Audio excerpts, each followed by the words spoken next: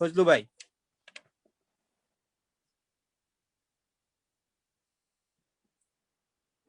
ফজলু ভাই আপনাকে আনমিউট করে শুরু করতে হবে। অনেক গুণীজন আমাদের সামনে উপস্থিত আছেন। অত্যন্ত অত্যন্ত চমৎকার ভাবে আমাদের মহেশখালী পরিবেশ সম্পর্কে ডক্টর খালেকুজ্জামান মহোদয় খুব চমৎকার ভাবে আমাদের প্রাণের কথাগুলো উপস্থাপন করেছেন। কক্সবাজারে যে আশঙ্কা করতেছি যে এই এই কয়লা তাপ বিদ্যুৎ কেন্দ্র, এটা হচ্ছে কয়লা, এটা যদি হয় তাহলে আমরা সাদামাটা চোখে যেটা দেখি সেটা হচ্ছে যে এর এর যে তাপ বিকিরণ হবে, এর যে আমাদের যে পরিবেশের উপর যে এফেক্ট গুলো শুরু হবে, সেটার জন্য মানুষ থাকতেই পারবে না, বরঞ্চ আমাদের কক্সবাজারেও আমরা থাকতে পারবো কিনা সেটা সন্দেহ রয়েছে। আমরা অনেকবার আমাদের শরীফ জামিল ভাই সহ, আমাদের শারমিন আপা সহ, আমরা কেন্দ্রীয় বাফার আমরা অনেকবার এই কোহিলিয়া নদী পরিদর্শন করেছি। মহেশখালীর যে বাফার সভাপতি মোসাদ্দেক ফারুকী এবং সাধারণ সম্পাদক আমাদের আবু বকর ভাই সহ আমরা এখানে অনেক মানববন্ধন করেছি অনেক, এবং সবাই চাচ্ছিল যে এই কোহিলিয়া নদী বন্ধ করে অথবা মহেশখালীতে তাপ বিদ্যুৎ কেন্দ্র না করার জন্য সবাই কিন্তু জুটে, যে আমরা ওরা বলছে, এলাকার মানুষজন বলছে, স্যার যেমন বলছেন যে প্রায় 40% মানুষ দারিদ্র সীমার নিচে, সীমার নিচে আছে, এবং আমরা দেখেছি যে সাধারণ মানুষ এখন অভুক্ত অবস্থায় আছে। আমাদের বাংলাদেশে প্রয়োজন হচ্ছে প্রতি বছর প্রায় 20 লক্ষ টনের মতো লবণ, 20 লক্ষ টনের মতো লবণ আমরা শুধু কক্সবাজার থেকে আমরা সেটা উৎপাদন করে থাকি, এবং ম্যাক্সিমাম সেটা কিন্তু মহেশখালী থেকে উৎপাদিত হয়। এই বছর যে লবণ হয়েছে এটা কিন্তু প্রায় আমাদের প্রায় 7 লক্ষ টনের মতো, কারণ এটা এটা যে 6,000 একরের মতো, যে 600 একরের মতো যে জমিগুলো অধিগ্রহণ করা হয়েছে, তার আশেপাশে আরো অনেক নদী, অনেক জমি লবণের এবং চিংড়ির, সেই জমিগুলো কিন্তু পরিত্যক্ত অবস্থায় আছে, লবণ হচ্ছে না, এবং লবণ জমিতে যে চিংড়ি হয় এটাও হচ্ছে না। আমরা চিংড়ি উৎপাদনও পিছিয়ে পড়বো, লবণ উৎপাদনে অলরেডি আমরা পিছিয়ে পড়েছি। লবণ উৎপাদন যদি কম হয় তাহলে লবণের যারা ব্যবসায়ী, বড় বড় ব্যবসায়ী আছে, তারা সরকারের উচ্চ পর্যায়ে যোগাযোগ করে বিদেশ থেকে লবণ আমদানি করার জন্য তারা তোড়জোড় শুরু করবে, এবং কক্সবাজারের লবণ মাঠেই পড়ে থাকবে।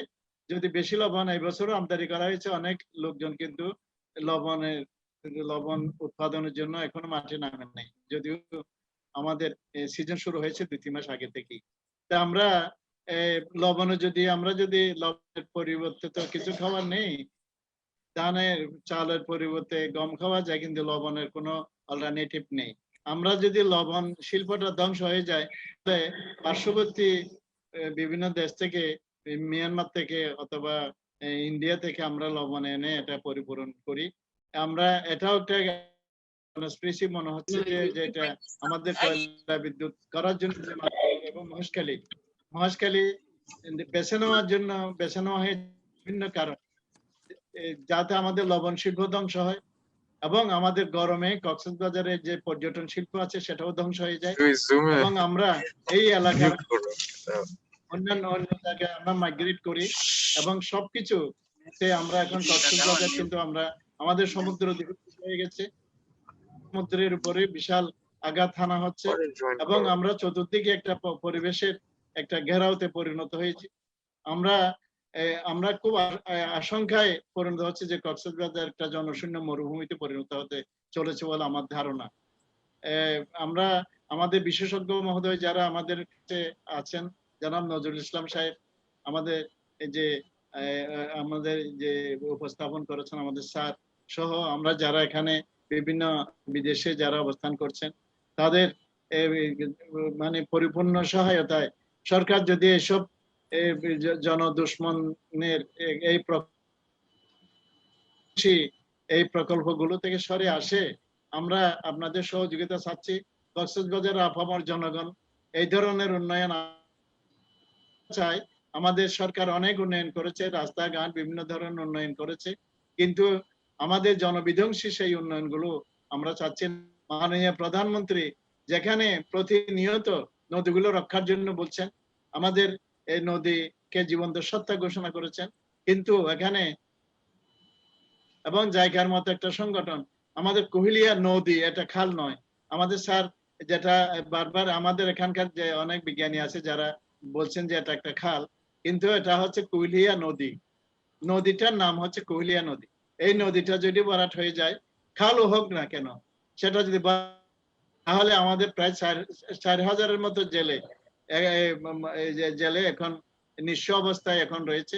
এই বাটার সময় কিন্তু ওখানে কোনো নচল করে না, আমাদের লবণ পরিবহন করা যায় না, আমাদের যে প্রয়োজনীয় খাদ্য শস্য যেগুলো এখান থেকে ওখানে নিয়ে আসা হয় নৌকা দিয়ে, সেগুলো পরিবহন করার জন্য অপেক্ষা করতে হয়।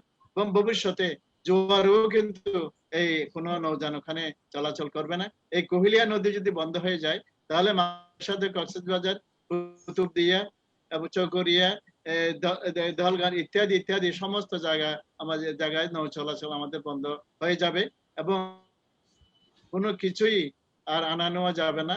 আমাদের গরিব জনগণ থেকে ধনী জনগণ যারা আছে সবাই কিন্তু এটার জন্য একটা মূল্য দিতে হবে বলে আমার মনে হয়। আপনাদের সহায়তা কামনা করছি। আপনারা যেখানে যে অবস্থানে আছেন, অত্যন্ত চমৎকার অবস্থানে আছেন। আপনাদের পরিপূর্ণ সহায়তা ছাড়া আমরা এই আযাব থেকে, এই গজব থেকে আমরা রক্ষা পাবো না বলে আমরা মনে করছি। আমরা ডক্টর মোহাম্মদ খালিকুজ্জামান মহোদয়ের যে অত্যন্ত চমৎকার একটা উপস্থিতি দেখলাম, ওনার প্রতি আমরা কৃতজ্ঞতা প্রকাশ করছি। উনি অনেক গভীরে গিয়ে আমাদের এই সমস্যাটিকে চিহ্নিত করেছেন এবং আমরা চাই যে অবিলম্বে সরকার কয়লা বিদ্যুৎ থেকে সরে এসে সোলার সিস্টেমের মাধ্যমে যাতে আমাদের এখানে সেই সিস্টেমে কম জমিনের মধ্যে যে সোলার সিস্টেমে এসে বিদ্যুৎ উৎপাদন করুক, এটাই আমরা চাচ্ছি। আমরা আপনাদের প্রতি কৃতজ্ঞতা জানাচ্ছি, অনেক কৃতজ্ঞতা, আপনাদের সহায়তা কামনা করছি। এই বলে আমার বক্তব্য আমি শেষ করছি। ধন্যবাদ। ধন্যবাদ ফজলু ভাই। এখন আমি আরো স্থানীয় পর্যায়ে যারা মহেশখালীতে লড়াই সংগ্রাম করছেন তাদেরই একজন মোসাদ্দেক ফারুকী ভাই, সভাপতি ভাপা মহেশখালী আঞ্চলিক কমিটি, ফারুকী ভাইকে সংক্ষেপে আলোচনার জন্য আহ্বান জানাচ্ছি।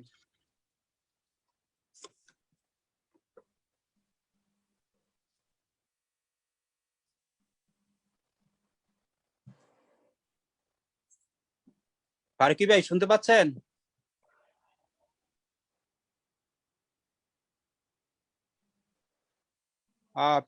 ফারুকী ভাই শুনতে পাচ্ছেন? আমাকে শোনা যাচ্ছে? জি শোনা যাচ্ছে, বলেন। জি, বিসমিল্লাহির রহমানির রহিম। জি, বিসমিল্লাহির রহমানির রহিম। আজকের এই ভার্চুয়াল মিটিং এ যারা উপস্থিত আছেন সবার প্রতি আমার আন্তরিক শুভেচ্ছা এবং সালাম। আসসালামু আলাইকুম ওয়া রাহমাতুল্লাহি ওয়া বারাকাতুহু। আমি কুহুলিয়া নদীর পাড়ের মানুষ। কুহুলিয়া নদী আমার বাড়ি থেকে 5 মিনিটের পথ, তার মানে আধা কিলোমিটার হবে। মহেশখালীর সৃষ্টি লগ্ন থেকে কুহুলিয়া নদীর প্রয়োজনীয়তা এলাকার পরিবেশ ও প্রতিবেশের অতীব গুরুত্বপূর্ণ ভূমিকা পালন করে আসতেছে, যাহা বলার অপেক্ষা রাখে। আবহমান কাল থেকে উক্ত নদী আমাদের জীবন জীবিকা করার নিত্যদিনের একমাত্র অবলম্বন। যদি একমাত্র অবলম্বন বললে আমার মনে হয় ভুল হবে না, কারণ নিত্যদিনের এই মৎস্য আহরণ, লবণ শিল্প এবং চিংড়ি উৎপাদন, এই নিয়ে আমাদের জীবন জীবিকা। এখন কথা হলো, আমার জানা মতে, আমার দেখা মতে, এই সৃষ্টি জগৎ মহান আল্লাহ তাআলা আমাদের এই যে শরীর নিপুণ ভাবে বানিয়েছেন, ঠিক তদ্রূপ পৃথিবীকে সাজিয়েছেন এক ভাগ স্থল 3 ভাগ জল দিয়ে। আমাদের শরীরে যেমন রক্ত নালীর একটা ব্যবস্থা আল্লাহ পাক করেছেন, শিরা উপশিরা দিয়ে রক্ত চলাচলের ব্যবস্থা করেছেন, আমাদের জীবিত রেখেছেন, তদ্রূপ পৃথিবীকে বাঁচিয়ে রাখার জন্য আল্লাহ পাক রব্বুল আলামিন এই নদ নদী ব্যবস্থা করে রেখেছেন। এই নদ নদীর গুরুত্ব, আমার কুহুলিয়া নদীর গুরুত্ব হলো, মাতামুহুরী আমাদের পূর্ব দিকে চকরিয়া উপজেলা, বান্দরবান, লামা, আলীকদম, এই দিক থেকে মাতামুহুরী নদী যখন বহু বৃষ্টি হয়, মুষলধারে বৃষ্টি হয়, তখন ওই মাতামুহুরীর নদীর পানি এই কুহুলিয়া নদী হয়ে বে অফ বেঙ্গলে পড়ে। যদি আজকের এই অবস্থা কুহুলিয়ার হয়, 1991 ঘূর্ণিঝড়ে, প্রলয়ঙ্করী ঘূর্ণিঝড়ে অনেক অনেক প্রাণহানি, অনেক সম্পদ হানি আমাদের এলাকায় হয়েছে। আমি আমার নিজ হাতে 100 লোকের অনুমানিক 100 লোক আমি নিজেই কবরস্থ করেছি। এখন এই যে মানুষের শরীরের রক্ত বাহনের জন্য যে শিরা উপশিরা, পৃথিবীর এই যে আমাদের এলাকার পানি চলাচলের জন্য এই নদীর অববাহিকা যদি বন্ধ হয়ে যায়, বর্ষাকালে আল্লাহ না করুক প্রাকৃতিক কোন ঘূর্ণিঝড় যদি হয় বা পাহাড়ি ডল যদি নামে, এই মুহূর্তে মুষলধারে বৃষ্টি হওয়ার কারণে যদি পাহাড় থেকে ডলের পানি নামে, তাহলে কক্সবাজার জেলার 45% এলাকা প্লাবিত হবে। এখন কুহুলিয়া নদীর যে অবস্থা, আগে তো আমরা সাঁতার কাটতে ভয় পাইতাম, এখন কিন্তু হেঁটে হেঁটে এপার থেকে ওপার যাওয়া যায়। যে অবস্থা সৃষ্টি হয়েছে এখন আমাদের এই যে মাতামুহুরী হালের বাটার পানিগুলা আমাদের কুহুলিয়া নদী হয়ে বে অফ বেঙ্গলে গিয়ে পড়ে।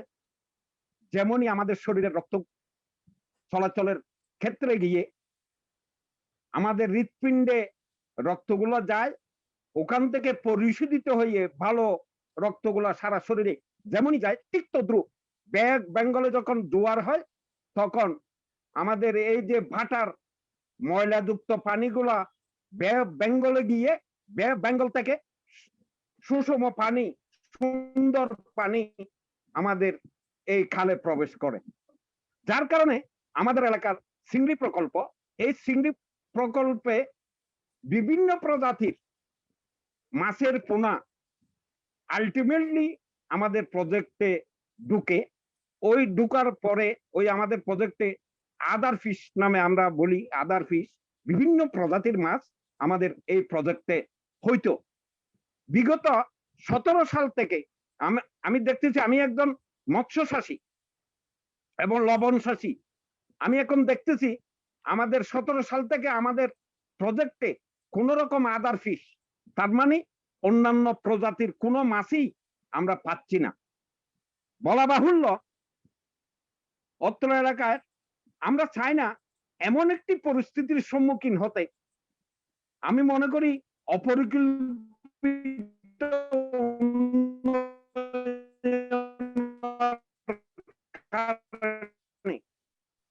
আমাদের কুহুলিয়া নদী এইভাবে, আমি বুঝি না দেশের যারা পরিবেশ, যেমন আমাদের পরিবেশ মন্ত্রী আছে, উনি দেখে গেছেন আমাদের কুহুলিয়া নদীর অবস্থা, ওনারা কেন এটা খেয়াল করে নাই আমার বুদ্ধম নয়।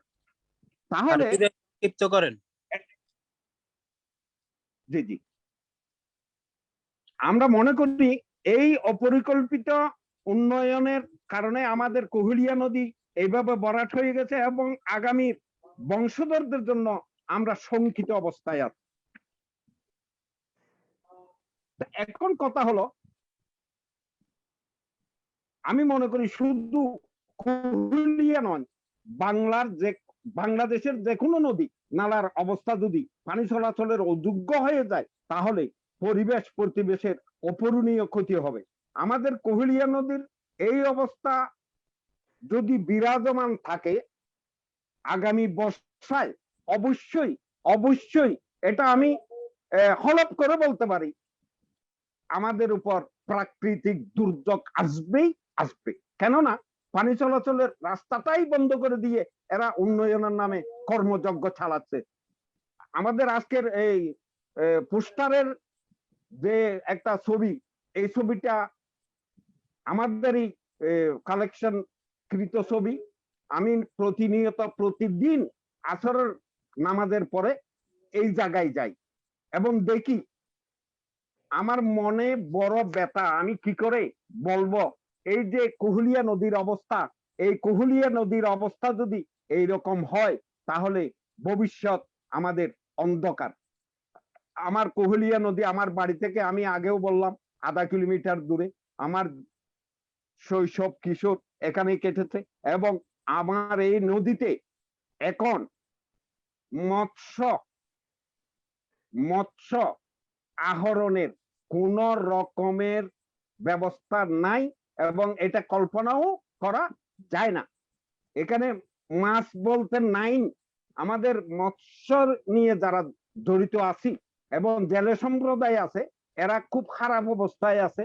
আমি আমার শ্রদ্ধেয় স্যারদের দৃষ্টি আকর্ষণ করে বলবো, আমাদের এই যে কুহুলিয়া নদী, আমি কি আর বলি, আমার চকরিয়া উপজেলা হয়ে একদম সোনাদিয়া মোহনা, ওই সোনাদিয়ার বাহিরে আমাদের বে অফ বেঙ্গল। এই নদীটা কিরকম খরস্রোতা নদী ছিল, এখন কি অবস্থা। আমার স্যার বলেছেন, খালেকুজ্জামান সাহেব বলেছেন যে না দেখে আমি ইয়েটা করতেছি, কিন্তু যারা দেখে এটা তারপরে অনুমান করতে পারবে আগে কি অবস্থা ছিল, এখন কি অবস্থা। আমরা চাই আমাদের ভবিষ্যৎ প্রজন্ম বাঁচুক এবং আমরা বাঁচি। আমরা বাঁচলেই দেশ বাঁচবে। আর দেশে যদি আমরাই না থাকি তাহলে উন্নয়নের কোনো দরকার নাই। সরকার বাহাদুরের কাছে আমাদের আকুল আবেদন থাকবে, আমরা যেন বেঁচে থাকি। আমাদের নদী বাঁচলে আমরা বাঁচবো, আমরা বাঁচলে বাংলাদেশ বাঁচবে। এই শুভ কামনা করে আমার বক্তব্য এখানে শেষ করছি। খুদা হাফেজ। বাংলাদেশ জিন্দাবাদ। ফারুকী ভাই, ফারুকী ভাইয়ের বক্তব্যের মধ্যে বারবার একটি শব্দ, যে আমার কুহেলিয়া নদী, এই যে আবেগ ভিতর থেকে আসতেছে। আমরা সবাই এই কুহেলিয়া নদী রক্ষার জন্য যে লড়াই সংগ্রাম, তার সাথে থাকব। এই পর্যায়ে আমি সংক্ষেপে আলোচনার জন্য আহ্বান জানাচ্ছি বাংলাদেশ পরিবেশ আন্দোলন কক্সবাজার আঞ্চলিক কমিটির সম্পাদক কলিমুল্লাহ। আমি কলিমুল্লাহ ভাইকে আগামী দিনে আপনাদের লড়াই সংগ্রামের যে পরিকল্পনা, সেই বিষয়গুলো সহ সংক্ষেপে আলোচনার জন্য আহ্বান জানাচ্ছি। এখন বলবেন কলিমুল্লাহ, সম্পাদক ভাপা। ধন্যবাদ। এখানে খালিকুজ্জামান স্যার বলার পরে আমার কুহেলিয়া নদী নিয়ে আর কিছু বলার নাই। আমরা কক্সবাজার অধিবাসী, একসময় আমরা গর্ব করতাম পৃথিবীর সবচেয়ে স্বাস্থ্যকর স্থান এবং দীর্ঘতম সমুদ্র সৈকতের অধিবাসী আমরা। কিন্তু আমরা দেখা গেছে বিগত কয়েক বছরে আমাদের 5,000 একর বনভূমি, পুরোটাই বনভূমি রোহিঙ্গারা দখল করে নিয়েছেন। সেখানে হাতির অভয়ারণ্য ছিল, বিভিন্ন জীব বৈচিত্র্য ছিল, সেটি ধ্বংস হয়ে গেছে। এখানে পুরাটাই গাছপালা সব কেটে সেখানে প্রায় পাহাড় ভূমিকে মরুভূমিতে করা হয়েছে। আমাদের দক্ষিণে মাতাবাড়িতে 5,500 প্রায় 80 একর জমি সেখানে দখল করা হয়েছে। এদিকে 5,000, ওদিকে 5,000, 10,000 একর। আর মাঝখানে যে ভূমিগুলা রয়েছে, সমস্ত ভূমিগুলা আমাদের এখানে সামরিক বাহিনীগুলা দখলের প্রতিযোগিতা নেমেছে। ইতিমধ্যে একটি ক্যান্টনমেন্ট করা হয়েছে, তাদের 1,000 একর বনভূমি দেওয়া আছে, তারা দখল করছে 2,000। পাশাপাশি তারা এখন প্রতিযোগিতা শুরু করেছে আমাদের সামান্য, যাটা নিয়ে আমরা জীবন জীবিকা করি, আমরা দুটি ভাত খাই। কক্সবাজার মানুষ পর্যটন না আসলে যে আমরা বাঁচবো না, না খেয়ে মরবো, সেই পর্যটকের যে একেবারে পার, যেটিকে ইসিএফ এলাকা ঘোষণা করেছে সরকার থেকে 1999 সালে, সে এলাকা দখল করা প্রতিযোগিতা হয়েছে। একদিকে বিমান বাহিনী প্রায় 7 কিলোমিটার আমাদের ঝাবন দখল করে ফেলা হয়েছে। এখানে একটি সামরিক বাহিনীর একটি হোটেল নির্মাণ করা হয়েছে জলটুমের, যা একেবারে ইসি এলাকা এবং সাগরের পারে। পাশাপাশি সমুদ্র সৈকতকে দ্বিখণ্ডিত করে এখানে মাননীয় প্রধানমন্ত্রী কক্সবাজারে একটা স্লোগান হয়েছে, সুন্দরবন ধ্বংস করে বিদ্যুৎ কেন্দ্র চাই না, আর কক্সবাজার সমুদ্র সৈকত ধ্বংস করে আমরা নৌমহড়া চাই না। আমাদেরকে ওয়াদা করেছিল 2020 সালে ডিসেম্বরে চট্টগ্রাম নৌ এরিয়ার প্রধান এসেছিল, বলছিল আমরা মাননীয় প্রধানমন্ত্রী আসবেন, 3 দিনের নৌমহড়া হবে, আন্তর্জাতিক নৌমহড়া। আমরা জাস্ট প্রধানমন্ত্রীকে স্যালুট জানানোর জন্য একটি আমরা যেটি করবো সেটি প্রধানমন্ত্রী ইয়ের করে আমরা ভেঙে ফেলবো। কিন্তু পরবর্তীতে আমরা দেখেছি সেটি কংক্রিট এক্সপ্রেসটা দিয়ে প্রায় 33 কোটি টাকা দিয়ে সেটি একেবারে পার্মানেন্ট একটি ব্রিজ তৈরি করা হচ্ছে, যেটি আমাদের হাইকোর্টের নির্দেশনা বিরোধী, যেটি আমাকে ইসি এলাকা বিরোধী। ইসি মানে সেখানে কোনো শ্রেণী পরিবর্তন করা যাবে না। গত কিছুদিন আগে হাইকোর্ট নিজে রায় দিয়েছে যে ইসি এলাকায় যে সমস্ত হোটেল রয়েছে সেগুলো সরকারি ফান্ড থেকে টাকা দিয়ে ভেঙে ফেলার জন্য, সেখানে কোনো প্রকার স্থাপনা নির্মাণ করা যাবে না। কিন্তু আমরা আন্দোলন সংগ্রাম, এমনকি প্রশাসন আমাদের কাছে বলছে যে আমরা অসহায়, ওরা আমার কথা শুনে না, আমাদের উন্নয়ন কর্তৃপক্ষ আমাদের কথা শুনে না। পরিবেশ অধিদপ্তরের কাছে গেছে, তারা বলছে আমরা বহুবার চিঠি দিয়েছি, তারা আমাদের কোনো প্রকার কর্ণপাত করে না। আমরা কক্সবাজার জনগণ অসহায়। আমরা কক্সবাজার জনগণ একদিকে রোহিঙ্গা বনভূমি ধ্বংস, অন্যদিকে কয়লা বিদ্যুৎ, আরেকদিকে সামরিক বাহিনীর দখলদারিত্ব মিলে আরেকটি গজব আমাদের উপর চলে আসে। এটি হচ্ছে কক্সবাজার সমুদ্র সৈকতের উপর দিয়ে একটি রাস্তা নির্মাণ করা হবে। সেটি একমাত্র বাংলাদেশের সবচেয়ে এখন যে সচিব, আমি নাম বলতে চাই না, সেই সচিবের নেতৃত্বে কক্সবাজারের বালিয়ারির উপর দিয়ে একটি প্রায় 2000 কোটি টাকা দিয়ে তারা একটি রাস্তা নির্মাণ করবে। সেখানে মার্কেট থাকবে, সেখানে রেস্টুরেন্ট থাকবে, সেখানে গাড়ি পার্কিং থাকবে, পুরাটাই সাগরের বালিয়ারির উপর দিয়ে। যেখানে সরকার কর্তৃক ইসি এলাকা ঘোষণা করে, যেখানে রাষ্ট্রপতি গেজেটে বলছে সেই এলাকার শ্রেণী পরিবর্তন করা যাবে না, সেখানে রাস্তা নির্মাণ করার জন্য পৈতারি করছে।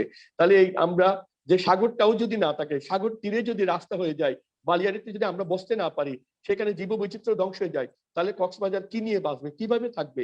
এটি খুবই মারাত্মক ভাবে কক্সবাজার নিয়ে ষড়যন্ত্র চলছে। জাবন দখল করছে, দখল করে নিয়েছে, ব্রিজ তৈরি করে সাগরকে দ্বিখণ্ডিত করছে, সাগর পারে তারা হোটেল নির্মাণ করছে, আবার এখন গজব হচ্ছে সাগরের উপর দিয়ে আবার রাস্তা যাবে। আপনাদের কাছে আমরা বিচার দিলাম, আমাদেরকে খুন করুন, আমাদেরকে হত্যা করুন। এইভাবে একটি জাতি, একটি জেলা বাঁচতে পারে না। ব্লু ইকোনমি, এই ইকোনমি, যত ইকোনমি হচ্ছে সব হচ্ছে সাম্রাজ্যবাদী অগ্রাসন লুটপাটের প্রকল্প। এখানে লুটোরাদের একটি কারখানা মিলিত, একদিকে ইয়াবা ঢুকিয়ে দেওয়া হচ্ছে। আমাদের এখানে ইয়াবা স্বর্গরাজ্য, প্রতিদিন ইয়াবা মাদক দিয়ে আমাদের একদিকে ধ্বংস করছে, আমাদের বনভূমি ধ্বংস, যুব সমাজকে ধ্বংস করে দেওয়া হচ্ছে, কোনো প্রতিরোধের ব্যবস্থা নিচ্ছে না। পাশাপাশি আমাদের যে বাহিনীগুলো এত প্রতিযোগিতা, খালি জায়গা দেখলেই দখল করে। আমরা সরকারের কাছে বারবার অনুরোধ জানিয়েছি, একটি সামরিক বাহিনী বা সামরিক বাহিনীর জন্য কি পরিমাণ জমি রয়েছে, আমাদের অনেক এখনো খালি জায়গা, তাদের দিন আল্লাহর রাস্তে তারা যেখানে পারে সেখানে দখল করছে। এটি থামান, এটি থামানো না গেলে শহরের মাঝখানে যে একটা বিমান ঘাঁটি করা হচ্ছে একেবারে সাগর পার ঘিরে, কোনো প্রকার পরিবেশ সমীক্ষা না করে, কোনো প্রকার এখানে কোনো প্রকার জরিপ না করে, কোনো কিছু না করে সমুদ্র পারে এবং শহরের মাঝখানে একটি বিমান ঘাঁটি করা হচ্ছে। এর চেয়ে খারাপ উদাহরণ আর পৃথিবীতে আছে বলে আমরা মনে করি না। আমাদের ধ্বংস করে দেওয়া হচ্ছে, আমাদের শেষ করে দেওয়া হচ্ছে। আমরা সারা দেশের, সারা পৃথিবীর বাঙালি জাতিকে বলবো, আমাদের উপর যে স্টিমরুল আসছে, যে আমাদের উপর যে বিমান ঘাঁটি হচ্ছে সাগর পারে, অন্যদিকে সামরিক বাহিনীর নামে আমাদের সে দখল করে দিচ্ছে, সবুজ বন বনালী সব ধ্বংস করে। শুধু একটি উদাহরণ দিই, আমাদের যে আমলা, তাদের প্রশিক্ষণের জন্য একটি তারা ভ্রমণ করবে, তার জন্য 750 একর জমি তারা প্রপোজাল দিয়ে, একটি আমলাদের প্রশিক্ষণের জন্য নাহলে 2 একর 1 একর, সেখানে 750 একর, তার পুরোটাই হচ্ছে আমাদের রিজার্ভ বনভূমি, হিমছড়ি রিজার্ভ বনভূমি এলাকা। আমরা তার প্রতিবাদ করেছি, কিন্তু প্রশাসন বসে নেই। বন বিভাগ এখানে অসহায়, এখানে আমাদের পরিবেশ অবদায়, এমনকি প্রশাসন অদায়। প্রশাসন তো আমাদেরকে বলে দিয়েছে, যাবন আমরা দখল করতে বলি নাই, যাবন সরকারি জমি, কোন অবস্থায় সামরিক বাহিনী অনুমতি ছাড়া দখল করতে পারে না। আমরা সামরিক বাহিনীর বিমান বাহিনী অফিসে গিয়ে বলেছি, আপনার বিমানবন্দরটা সমুদ্র সৈকতের পাশ থেকে সরুন, শহরের মাঝখান থেকে সরিয়ে নিন, তাহলে আমরা কিভাবে বাঁচবো? এখানে বিমান ঘাঁটি, সামরিক বাহিনীর দখলদারিত্ব, রোহিঙ্গাদের 5000 একর, কয়লা বিদ্যুৎ 10,000 একর, আর্মির জন্য আরো এইভাবে যে ভূমি আমাদের ইতিমধ্যে কক্সবাজার একদিকে শরণার্থী শহরের অন্যদিকে উদ্বাস্তু, ইতিমধ্যে 2 লক্ষ মানুষ কক্সবাজার থেকে উদ্বাস্ত পরিণত হয়েছে। এবং জলবায়ু উদ্বুষ্টতা ছিল, যারা 1 নম্বর ওয়ার্ডের সমুদ্র সৈকতে কুতুবদিয়া থেকে জলবায়ু উদ্বাস্ত হয়ে যারা কক্সবাজার আশ্রয় নিয়েছিল তাদের আবার উদ্বুষ্ট তাদেরকে পুরুষ করে নেওয়া হচ্ছে। মাতার বাড়িতে শত শত পরিবার শুধু উদ্বাস্ত হচ্ছে। আমাদের রোহিঙ্গা আসার পরে আমাদের অনেক পরিবার উদ্বাস্ত। এখন যে জমিগুলা রেলটা পুরোটা পাহাড়ের উপর দিয়ে গেছে, আমাদের এখন যে পরিবারগুলো আছে এই পরিবারের জায়গা জমিগুলা দখল করে প্রায় 2 লক্ষ মানুষ এখন উদ্বাস্তুতে পরিণত হয়েছে। আমরা যদি উদ্বাস্ত পরিণত, আমাদের সিঙ্গাপুরের স্বপ্ন দেখিয়ে নিউ ইয়র্কের স্বপ্ন দেখিয়ে আমাদের লাভ নেই। আমরাই তো এখানে থাকতে পারছি না, তা আমাদের এত স্বপ্ন দেখিয়ে লাভ কি? আমরা স্বপ্ন চাই না। আমরা মনে করি কক্সবাজার সমুদ্র ঘিরে যত প্রকল্প করা হোক সবকিছুই অবশ্যই পর্যটক বান্ধব প্রকল্প করা হোক, যাতে পর্যটন নির্ভর কক্সবাজার আমরা চাই, এই আমাদের দাবি। আর আমাদের সারা পৃথিবীর বাঙালিদের কাছে অনুরোধ করবো, কক্সবাজার কি হচ্ছে, এটা একটু লুটপাটের কারখানায় পরিণত হচ্ছে, তার বিরুদ্ধে আপনারা রুখে দাঁড়ান, তার বিরুদ্ধে আপনারা সোচ্চার হন। একটি জেলাকে এইভাবে ধ্বংস করে দিতে পারে না কোনো মানুষ। সবাইকে ধন্যবাদ আজকে আয়োজন করার জন্য, স্যারকেও ধন্যবাদ, আমাদের নজরুল ভাইকে ধন্যবাদ, যারা শুনছে সবাইকে বাপা কক্সবাজার জেলা কমিটির পক্ষ থেকে ধন্যবাদ এবং কক্সবাজার বাসীর পক্ষ থেকে ধন্যবাদ। ধন্যবাদ কলিম ভাই। প্রিয় সুধী, আজকে আমরা যে অনুষ্ঠানটি আয়োজন করেছি এটা আমাদের বন্ধু কলিমুল্লাহ ভাই তার ইচ্ছে যে আমরা সারা পৃথিবী ব্যাপী যারা বাংলাদেশি বাঙালি আছি আমরা যেন এই কক্সবাজারের পরিবেশ সুরক্ষার আন্দোলনে আমরা যেন সবাই শরিক হই, সেই তো মেসেজটা মানুষের কাছে পৌঁছানোর জন্য আমাদের আজকের আয়োজন। তো এই পর্যায়ে আমরা স্থানীয় গণমাধ্যমে কর্মীর কাছে, একজন গণমাধ্যম কর্মীর কাছে যেতে চাই। আমাদের সাথে উপস্থিত আছেন এইচ.এম. নজরুল ইসলাম, সম্পাদক দৈনিক কক্সবাজার বার্তা। আমরা নজরুল ভাইকে সংক্ষেপে আলোচনার জন্য আহ্বান জানাচ্ছি।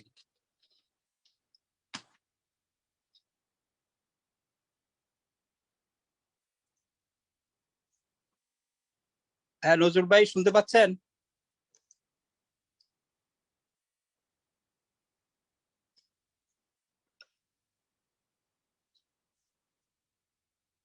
এইচ.এম. নজরুল ইসলাম, সম্পাদক দৈনিক কক্সবাজার বার্তা। নজরুল ভাই কি শুনতে পাচ্ছেন?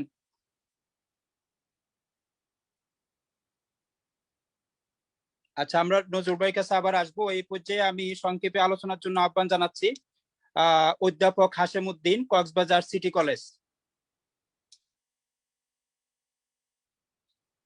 ওনার মহেশখালীতে ওনার বাড়ি। আমরা এখন আহ্বান জানাচ্ছি অধ্যাপক হাশেম উদ্দিন।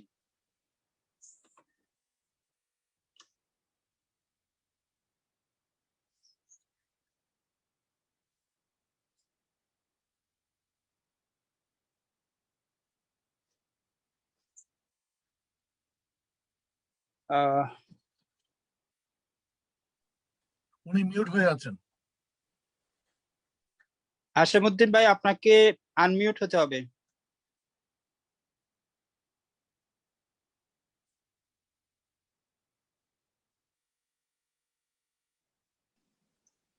মোবাইলে টেক্সট করে বলে দিলে ভালো হতো, বুঝতে পারছেন না হয়তো। আচ্ছা, আমরা হাসান ভাই, ওই আপনি মোবাইলের নিচে একটা ওই স্পিকারের মতন ইয়ে আছে যে ক্রস চিহ্নওয়ালা আছে যে, ওইটা আপনি ইয়া করেন, ওটা টাচ করেন। হাসান ভাইকে বলছি। জি হাসান ভাই, আপনি মোবাইলের নিচে একটা ক্রস চিহ্নওয়ালা ইয়ে আছে না, ওইটা টাচ করেন, ওটা টাচ করলে ইয়ে হবে।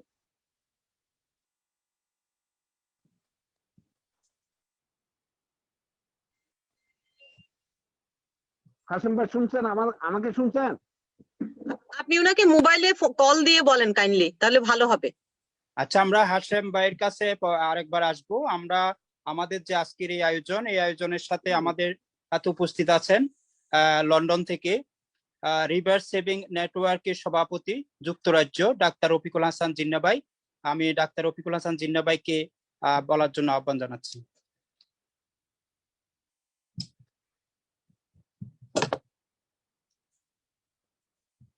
জিন্না ভাই। ধন্যবাদ আপনাদের সবাইকে, এবং বিশেষ করে আমি আজকে অনেক তথ্য, যেগুলো বৈজ্ঞানিক তথ্য সমৃদ্ধ অধ্যাপক খালেকুজ্জামানের বক্তৃতা শুনেছি, এবং আমার কাছে এই পরিস্থিতিতে যথাযথ মনে হয়েছে যে এই জিনিসগুলো তুলে ধরা দরকার।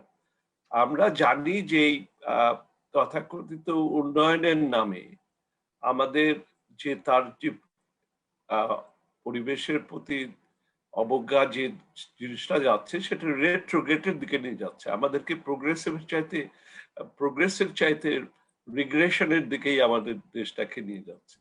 এবং আমি বিদেশির যারা আমরা আছি তাদের উদ্দেশ্য করে একটি কথা বলবো, যে আমি গত বছরের লন্ডনে বাংলাদেশের হাই কমিশনার এবং বাংলাদেশ থেকে আসা একজন মন্ত্রী এখানকার জিওগ্রাফিক সোসাইটি, রয়্যাল জিওগ্রাফিক সোসাইটিতে সে বক্তৃতা দেওয়ার সময় তারা বলছিল যে বাংলাদেশ সবচাইতে বেশি পরিবেশ বান্ধব ভূমিকা পালন করছে। এবং এটা সুন্দরবন পরিস্থিতিতে, সুন্দরবনের পশুর নদী আর এই মহেশখালীর কোয়েলী নদী, এই জন্য সবই একই যোগসূত্রে বাঁধা। তাদের এই ধরনের আজকে বাংলাদেশকে অনেক দেশই তাদের এই গার্বেজের মতন ব্যবহার করছে, অর্থাৎ যে প্রযুক্তিটা তাদের দেশে বাতিল হয়ে যাচ্ছে সেটাকেই আজকে স্থাপন করার জন্য চেষ্টা করছে। এবং আমাদের এই দৃশ্যমান উন্নয়ন দেখানোর জন্য এই জিনিসগুলোকে আমাদের সরকারের পক্ষ থেকে বা তারা এটাকে সামনে তুলে ধরছে। কাজে আজকে আমি জানি না, আমার কাছে সবচেয়ে যেটা অবাক লাগে যে এত কিছু জানার পরেও আমরা বার্লিন কনফারেন্সে দেখেছি, আমরা লন্ডনে আমরা প্রতিবাদ করেছি সেই রয়্যাল জিওগ্রাফিক সোসাইটিতে যারা বাংলাদেশের প্রতিনিধি এসেছেন তাদেরকে, কিন্তু করার পরেও আমার মনে হয় যেন কোনো কর্ণপাত করছেন না সরকার। আমি জানি না যে এই অবস্থার পরিপ্রেক্ষিতে আন্তর্জাতিকভাবে আমরা যেভাবে চাপ সৃষ্টি করছি বা যারা যারা পরিবেশ নিয়ে কাজ করছেন, বিশেষ করে নদী নিয়ে কথা বলছেন, আজকে আরো একটি ভবিষ্যতের পরিকল্পনার দিকে আসছে, যেমন তিস্তা প্রজেক্ট। আমি এখানে তিস্তার লোক আসছেন, সমগ্র বাংলাদেশ ব্যাপী এই নদী বিধ্বংস এবং একটা পুরনো ধরনের প্রযুক্তিগুলো ব্যবহার করে আমাদের পরিবেশকে যেভাবে ধ্বংস করছে। একজন চিকিৎসক হিসাবে আমি জানি যে পশুর নদীর ফলে যে কথাটি প্রফেসর খালেকুজ্জামান বলেছেন, যে ধরনের ক্যাডমিয়াম এবং অন্যান্য রাসায়নিক জিনিস যেগুলো না আসবে, এই উন্মুক্ত কয়লার যখন নিয়ে আসবে সেখান থেকে যে ব্যবহার হবে, এক অদ্ভুত অবস্থা। সমগ্র দেশ এটা এফেক্টেড হবে। দক্ষিণ থেকে যে বাতাস উপরের দিকে যাবে সেটা শুধুমাত্র চট্টগ্রাম না, সব জায়গাটাই এফেক্ট করবে। আমি রিয়েলি এট এ লস। আমরা ভাবতেও পারি না যে এটার আর কত প্রতিবাদ করা হবে, আর কতটুকু করা হবে। আমি এর জন্য সবচেয়ে বেশি দায়ী করি বাংলাদেশের যারা পরিবেশ বিজ্ঞানী যারা আলোচনা করছেন, যারা বাংলাদেশে এই সমস্ত যারা আছেন, যারা সরকারকে অ্যাডভাইস করছে তাদের ব্যাপারে। এবং আমি আজকে অনেকের কাছ থেকে শুনতে চাইবো যে এরপরে আর কত প্রতিবাদ কিভাবে করা যেতে পারে, কিভাবে তাদের চক্ষু উন্মোচন করার ব্যবস্থা করা যায়, সেটার কথা আমার মনে হয় ভাবা দরকার। আজকে এটা বিজ্ঞানের সম্পূর্ণ পরিপন্থী কাজ গ্রহণ করছে সমগ্র বিশ্ব যেখানে এগিয়ে যাচ্ছে। যা হোক, আমার খুব ভালো লাগলো, আমি অনেক তথ্য জানতে পারলাম। আবেগ আছে আমাদের কক্সবাজারের লোকের, আবেগ আছে আমাদের মহেশখালীর লোকের, আবেগ আছে সব, কিন্তু এই আবেগটা কিভাবে এটাকে বাস্তবায়িত হবে সেই জিনিসটাই আমি এখনো বুঝতে পারছি না যে আমাদের দেশে কিভাবে করা যায়। এখানে অন্তত বা আমরা যারা বাইরে দেখি যে অন্তত সরকার সেগুলো শোনার চেষ্টা করে যে কোনো ব্যাপারে, কিন্তু আমাদের একদম যেন না শুনেও না শোনার ভান করার অবস্থা যেটা দাঁড়িয়েছে। এবং এর জন্য আমি বিশেষ করে দায়ী করব আমাদের যারা আমলা ভিত্তিক রয়েছেন তাদের ব্যাপারে। সবচেয়ে আমার মনে হয় যে তাদের মতামতের পরিপ্রেক্ষিতেই এই জিনিসগুলো হচ্ছে আমাদের চোখের সামনে। অনেক ধন্যবাদ। আমাদের রিভার সেভিং নেটওয়ার্ক ইউকের পক্ষ থেকে আজকে যারা করেছেন তাদেরকে আপনাদের অনেক শুভেচ্ছা, এবং আমরা আশা করি যে আপনারা এই জিনিসগুলো অন্তত আমাদের মানুষকে যেভাবে ছড়িয়ে দিচ্ছেন এবং জানানোর জন্য করা হচ্ছে, সেটা অনেক কিছুটা না হলেও অন্তত আমাদের নিজেদের কাছেও আমরা জন্য কিছুটা দায়বদ্ধতা থেকে মুক্ত পাবো, সেটাই আশা করছি এবং আপনাদের কাছ থেকে জানতে চাইবো। অনেক ধন্যবাদ আপনাদের। ধন্যবাদ জিনা ভাই। এখন আমি ইতিমধ্যে আমাদের মাঝে উপস্থিত ছিলেন শারমিন সোনিয়া মুর্শিদ, সদস্য জাতীয় নদী রক্ষা কমিশন। আরেকটি প্রোগ্রাম থাকার কারণে এই মুহূর্তে তিনি আমাদের মাঝে নেই, যদি পরবর্তীতে আসেন আমরা তার কথা শুনবো। তো এই পর্যায়ে আমরা জাতীয়ভাবে আমাদের যে নদী রক্ষার যে আন্দোলন, পরিবেশ সুরক্ষার যে আন্দোলন, সেই আন্দোলনের অন্যতম যোদ্ধা বাংলাদেশ পরিবেশ আন্দোলন বাপার সাধারণ সম্পাদক শরীফ জামিল ভাইকে আমি এখন আলোচনার জন্য আহ্বান জানাচ্ছি। ধন্যবাদ হারুন ভাই। সম্মানিত সভাপতি এবং যারা যুক্ত হয়েছেন সবাইকে আমি বাংলাদেশ থেকে শুভেচ্ছা জানাচ্ছি। আজকের অত্যন্ত গুরুত্বপূর্ণ বিষয়ে আলোচনা করার জন্য আপনারা উদ্যোগ নিয়েছেন, এই জন্য আপনাদেরকে শুরুতেই অনেক ধন্যবাদ এবং কৃতজ্ঞতা। আর খালেক ভাই যে প্রেজেন্টেশন দিয়েছেন অত্যন্ত সুন্দর এবং উপকারী প্রেজেন্টেশন, আমাদের অনেক কাজে লাগবে। এটা নিয়ে আমরা যে সমস্ত জায়গায় কথা বলতে চাই, যাই বলি, সব জায়গায় আমরা এটা বলতে পারবো এবং চেষ্টা করব সরকার যাতে এগুলি কনসিডারেশনে নেয়। এর অনেকগুলি বিষয় আমরা দীর্ঘদিন থেকে বলছিও। আমি আজকে আলোচনা যেহেতু অনেক সময় হয়ে গিয়েছে, কাজে নিশ্চয়ই এটা পরে আরো অনেক আলোচক রয়েছেন, তাদের আলোচনাও শুনতে হবে। আমি অনেক কিছু লিখেছিলাম যেগুলি আমি আপডেট করলে ভালো হবে, কিন্তু সেগুলি সব বিষয় যে এখনই বলতে হবে তা নয়, যেগুলি গুরুত্বপূর্ণ সব কথাগুলি এসেছে। আমি শুধু সমসাময়িক সময়ে এই কুহেলিয়া রক্ষার জন্য আমাদের বাপার থেকে যে আন্দোলন, বাপা একা নয়, আরো অনেক সংগঠন এবং নেটওয়ার্ক এটার সাথে যুক্ত, এবং নিশ্চয়ই কুহেলিয়া নদীর সবচেয়ে বড় যেটা এবং প্রথম যেটা করেছেন কুহেলিয়া নদীতে যারা জেলে, তারা মূলত এই আন্দোলনটা শুরু করেছেন। কারণ তাদের জীবিকা এরকম কোভিড যখন শুরু হয়েছে তারা না খেয়েছিল, এবং আমরা ব্যানের আর্থিক সহায়তায় বাপার ক্ষুদ্র সামর্থ্য দিয়ে আমরা বাপা ব্যান থেকে যখন মানুষকে সহায়তা দিচ্ছিলাম, তখন বাংলাদেশের দুইটা জায়গা থেকে কি সহায়তা দেব আমরা স্থানীয় নেতৃবৃন্দদের সাথে আলাপ করে ঠিক করছিলাম।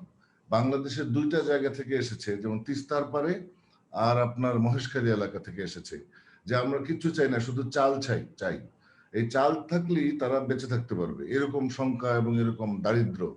আমরা তাদের ছবি যদি দেখেন, তাদেরকে হঠাৎ করে কুহেলিয়া নদীতে প্রথম মাছ ধরা থেকে বারণ করা হয়, তারপরে ধীরে ধীরে তো কুহেলিয়া নদী হারিয়ে গেছে এবং তার মাছ আর থাকেই না, নাই। এবং এটা যে ভরাট হচ্ছে, এটা কত ভাবে যে অস্বীকার করা হচ্ছে, এটা মানে এরকম যে আপনি একটা বল দেখে বললেন এটা তো বল, একজন বলছেন না এটা টেবিল, এরকম জলজ্জন্ত বিষয়। আমি আপনাদেরকে উদাহরণ দেই, মাদারবাড়ি 2 প্রজেক্টের জন্য একটা পাবলিক কনসালটেশন কল করা হয়েছে কোল পাওয়ার জেনারেশন কোম্পানি থেকে। মাদারবাড়িতে যে প্ল্যান্টটা করা হচ্ছে, এটা বাংলাদেশের ম্যাক্সিমাম প্ল্যান্টের বেলায় কোনো না কোনো এন্টিটি তৈরি করতে হয়। এখানেও একটা কোম্পানি তৈরি করা হয়েছে যেটার নাম হচ্ছে কোল পাওয়ার জেনারেশন কোম্পানি লিমিটেড। সেই কোম্পানি থেকে একটি পাবলিক কনসালটেশনের আয়োজন করা হয়েছে বিদ্যুৎ ভবনে। সেখানে আমাদেরকেও দাওয়াত দেওয়া হয়েছে এবং নাগরিকদের পক্ষ থেকে যাদেরকে দাওয়াত দেওয়া হয়েছে তাদের মধ্যে শুধু আমি গিয়েছি কিনা আমি জানি না, তবে কথা শুধু আমিই বলেছি। আর সব ছিলেন সরকারি বিভিন্ন সংস্থার প্রতিনিধিবৃন্দ এবং সরকারের মন্ত্রণালয়ের এডিশনাল সেক্রেটারি যিনি অপারেশনের দায়িত্বে আছেন এই বিদ্যুৎ প্ল্যান্টগুলির, তিনি ছিলেন, তিনি সভাপতিত্ব করছিলেন। এবং সেইখানে তারা আমাকে যথেষ্ট মনোযোগ দিয়ে শুনেছেন এবং তারা আমাকে সিভিল সোসাইটির পক্ষ থেকে যথেষ্ট সময় দিয়েছেন, সম্মানের সাথে দিয়েছেন, শুনেছেন এবং উত্তর দেওয়ার চেষ্টা করেছেন। সকল উত্তর তাদের কাছে নাই সেটা আমিও বুঝি, আমরাও আলোচনা করলে বুঝতে পারবো। তারপরেও সেখানে সরকারি একজন কর্মকর্তা বললেন, যেহেতু ইআই এর অংশ হিসেবে মানে এনভায়রনমেন্টাল ইম্প্যাক্ট অ্যাসেসমেন্টের অংশ হিসেবে এই পাবলিক কনসালটেশন মিটিংটি করা হচ্ছে, সেই জন্য সেখানে ইআইএ করার সময় যাতে সরকারের একটি সংস্থা ওই প্রতিনিধি বলতে চাচ্ছেন, যেটা বিআইডব্লিউটি এর একজন ঊর্ধ্বতন কর্মকর্তা ছিলেন, উনি বললেন যে কুহেলিয়া নদীর যতটুকু ভরাট হয়েছে সেটা যদি আবার পুনর্খনন করে ফিরিয়ে দেয়া হয়, তাহলে এখানকার এই বিষয়গুলি নিয়ে যখন স্টাডি করা হবে সেই ইআইএতে আমরাও যুক্ত থাকতে চাই। আর আরেকটা বিষয় হচ্ছে, আপনারা তো এটা ভরাট করার সময় বিআইডব্লিউটি এর কোনো পারমিশন নেন নাই। আপনারা এটা তো পাবলিকলি প্রচার হচ্ছে, আপনাদের এই অনুষ্ঠান তো লাইভ হচ্ছে ফেসবুকে এবং রেকর্ডিংও আছে।